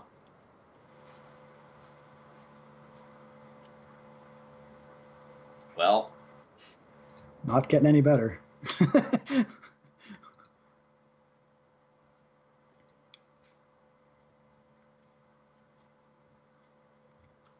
They haven't conceded. That's disturbing. Might as well play it. Yeah. Man, I really hope they think EE kills Merit Lodge. It's possible. We actually have Clickbeat now, if that happens to be their card. Oh man, they do! They do!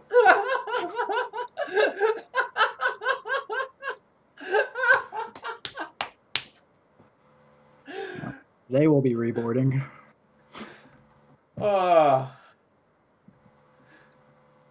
Oh man. Well, another plus side of the board out for Mox Diamonds plan is we played around the engineered explosives that doesn't belong in their deck. All right. So, does anything change based on what we saw there? I mean, not really. I mean, the only thing they really showed us that was weird was the Tension Sphere, which is a one of in an Light Tutor deck makes sense. I mean, what you could do, and I don't know whether this is too greedy or not, you could bring in Surgicals as counter spells for their Enlightened Tutors.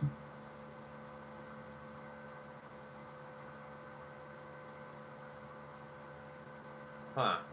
It also happens to mess with their brainstorms. But I don't know whether that's going too deep versus... I don't know that that's better than anything else that I'm already doing, though. If we're convinced that they're not on Snapcasters, then Stifle is pretty medium.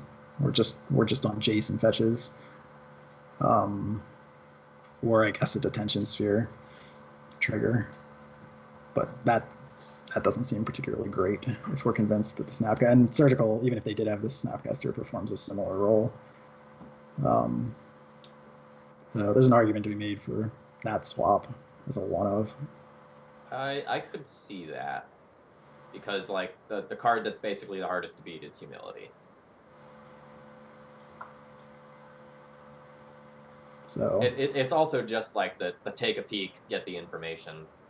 Yeah, so it's probably, if we're convinced that they don't have Snapcaster, it's probably, even if it's probably slightly better than Stifle. All right, I'll take that. It's also just like not the worst if I like Duress or Thoughtseize or Inquisition a major piece away and then Surgical them. Surgical and Plows is also a play. So this seems good. This seems solid. I have multiple pieces of disruption on slightly different axes.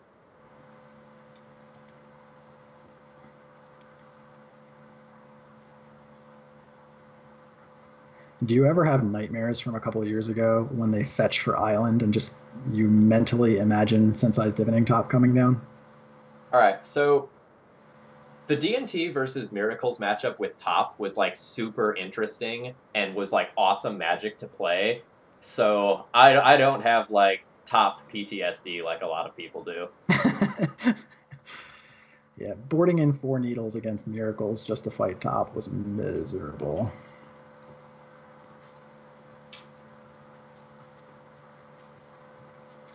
So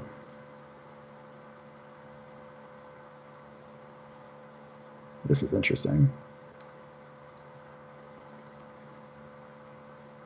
So they can't slam Energy Field next turn because our discard spell would just kill it. So I think we can take that with the Thoughtseize. So I think it's just Plow here probably, because we're actually going to beat, unless they draw counter magic and they shuffled off their Ponder, unless they draw counter magic, our combo is going to beat their Jace to the table. All right. And we can reevaluate next turn too. So I like taking a Plow. Sounds good. Yeah, I definitely got like more frustrated in like the Gataxian Probe Deathrite Shaman era than in the Miracles era. My win rate versus Miracles as a D&T pilot was pretty good because like I was doing some things to hedge against them. Like Sword of War and Peace was just so annoying for that deck. Like when you have that and Sword of Fire and Ice. All right, so opponent drew Brainstorm into Immediate fetch. So good thing we have a Thoughtseize to reevaluate because we definitely are going to need to do so. So the question for next turn is, Do we want to Thoughtseize while they're tapped out, or do we want to Just Sylvan play. Scrying, which gives us Thoughtseize and Hexmage the following turn? Woo! That's actually an awkward draw. I guess it is. Yeah, that shuts off crop rotation as play around newly drawn plows. So they didn't shuffle, so I kind of like waiting on the Thoughtseize. Okay. See if we can get the depths here while they're tapped out.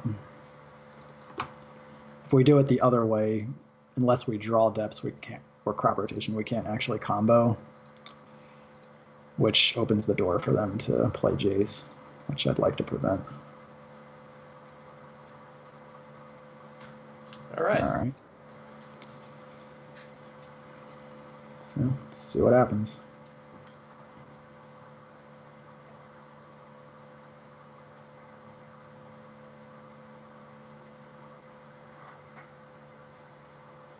Uh-oh, is this back to be? Oh no. Oh. Well, so like we have an out to it here. So luckily they slowed their Jace down a turn. So we can just go land, jam Hexmage, or do it over 3 turns and play Thoughtseize first. Those are our options. Is there any, like, are we just like going for a kill at this point, or is there any world where we just like Assassin's Trophy the back to basics? You can go that way too. They're going to have more than enough mana to, I guess an end step isn't the worst. The problem is if they counter that, we lose on the spot. Okay. So like either way, I'm just like land. If we take here. 2 turns, if we take 2 turns to Assassin's Trophy and they counter it, we basically lose.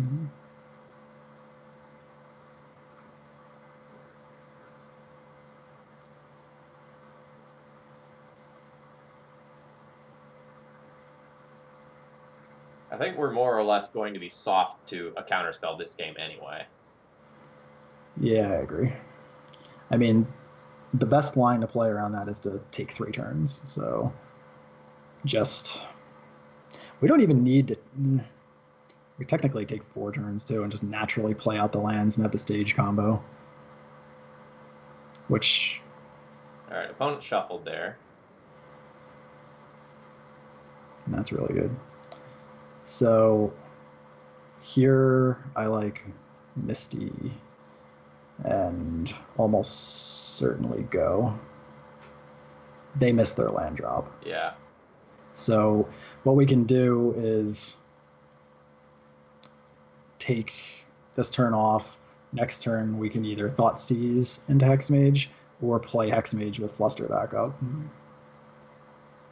So we can probably force through the Hexmage next turn. And I can't see them doing anything too devastating with. Man, if they just like tapped out for Energy Field, that would be sweet. There we go. Ooh. So here we can Thoughtseize off the Dark Depths, and even if they have a Force of Will, we can fluster it through, and we still have a couple of lands to eventually play Hexmage, and the discard spell getting through will kill the Energy Field. Ooh. That's really good too. I'm not sure what this does yet.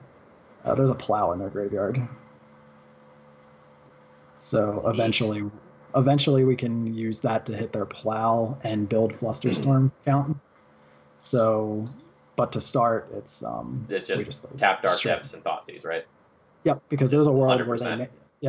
where they may not have an answer. So we may be overthinking it.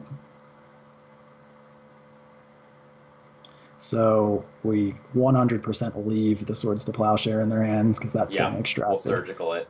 And then So they currently have no answer. So during their draw step, we can we straight up play our land, play Hexmage, and then during their draw step, we surgical the Plows and see what's up. Okay. And if they didn't draw a card that gets them out of it, they did. All right. So as far as what we take, we just take one of the 2 answers, right? I think we take the Council's Judgment because if they play the Detention Sphere and target the Hex Mage, we win. If they play the Judgment, we can't respond. Okay. Otherwise, they kill Mariolage. So yeah, we take the Judgment.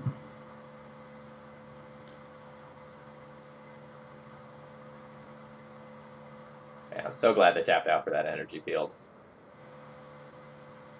Okay, so they're left with... Get rid of those. Those are the 4 cards. So I go Stage, Hex Mage. So, yeah. Okay. So there is a world where we would want to consider extracting the plows during their upkeep and just risking their draw step, because if they draw Force of Will, they can Force of Will or Surgical, and then they still have plow as an answer. So, do you feel comfortable going for it with them having a random draw and no plows in their deck? I think so. Because they definitely still have Force of Will. Yeah. So. I guess dodging Force matters quite a bit. Yeah, I mean, we wouldn't be dead if that happened, because we would just have to wait to draw a fetch so that we could, or a blue source, so we could have Flusterstorm for plow up. But I think we're probably good this way.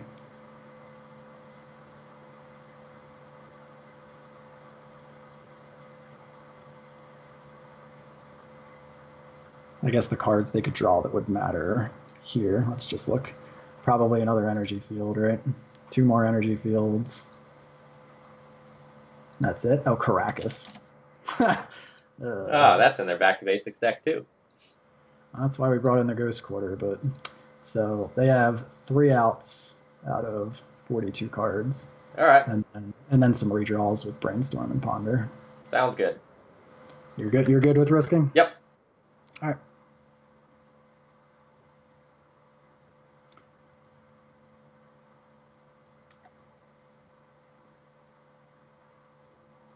Well, they don't have Snapcaster in their deck. Yeah, we'll see the Caracas too if they play it. So, all right. I don't think they didn't have anything that was instant speed, did they? I don't think so. I don't think so either.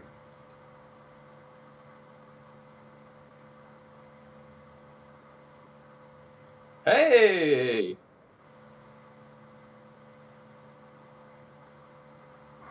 That's a 5-0. That felt pretty good. Didn't necessarily expect to do that tonight. Got some top quality coaching. All right, so kind of like before we close out here, I know you've played this deck for a long time. Are there any like changes that you would consider making to this deck, or is there anything you've wanted to play around with that you haven't had times to, or anything like that? I've been on it for, I guess, 3 years, so I've pretty much tried everything that I can think of. The cards that are basically right on the fence, that depending on the meta I could go either way on. The next cards would be Sylvan Safekeeper in particular.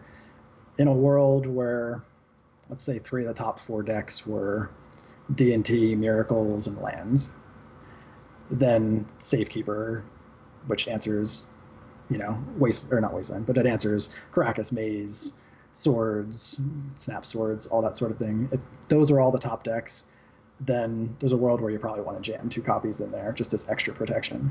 But when those decks are under 10% of any given field, I feel I can beat them enough between the discard, crop rotation step, Flusterstorm, Surgicals. But with the tools I have, I think I can beat them. But if the meta shifted too heavily in the direction of those decks, I think I would want more outs to Caracas and Swords to Plowshares. And then possibly like a Sylvan Library or something along those lines. Those would be the next cards. Maybe a 4th Flusterstorm if combo got out of control, because I like Flusterstorms against Grixis control, Miracles, and then obviously all the combo decks, all the non-dredge combo decks. I don't feel like there's a ton of combo other than graveyard-based combo right now, though. At least that's my personal perception. Yeah, you really need them. It really flips the Storm matchup. So when I can turn my deck into 8 discard, 3 counter spells, 3 surgical extractions, brainstorms to protect all that stuff, and then just a quick combo. Like the other depths decks are bringing in spheres and Hymnothorax, like slow cards that they can just kill under or protect. Like the discard's really shaky versus the brainstorm combo decks. So I want to really flip that. And there's enough of Storm still around online. And then Black Red Reanimator, the Flusterstorms counter things right through the Chancellor. So you just have additional cards to help fight the nut draws of the combo decks. And online, there's still, at least in my leagues, there's still been enough of them to make it worthwhile, especially when Flusterstorm specifically is so good against the control decks, too. All right. Excellent. So, chat, before we wrap up, do you have any questions while we still have Tom, Negator77 here? Do you have any questions about this deck? If so, we'll take them at this time. I'll kind of give you a minute if you want to ask anything, and then I'll go ahead and wrap things up after we answer any questions that you all have. And so while I'm waiting for chat to respond, I do want to take a minute to thank my sponsors, Cardboard Live. And whenever I'm playing all these weird deck lists that, you know, aren't just D&T, that you might not be super familiar with if you're following this channel, they're always there on screen for you. And they've done a lot of updates recently, so they're looking a lot better. And I want to thank Card Hoarder for letting me borrow all these sweet decks so that I can go and stream with them. And also, viewers like you know, the reason why I'm doing these guest streams with people is because, like, you all are supporting my stream, and thank you very much for that.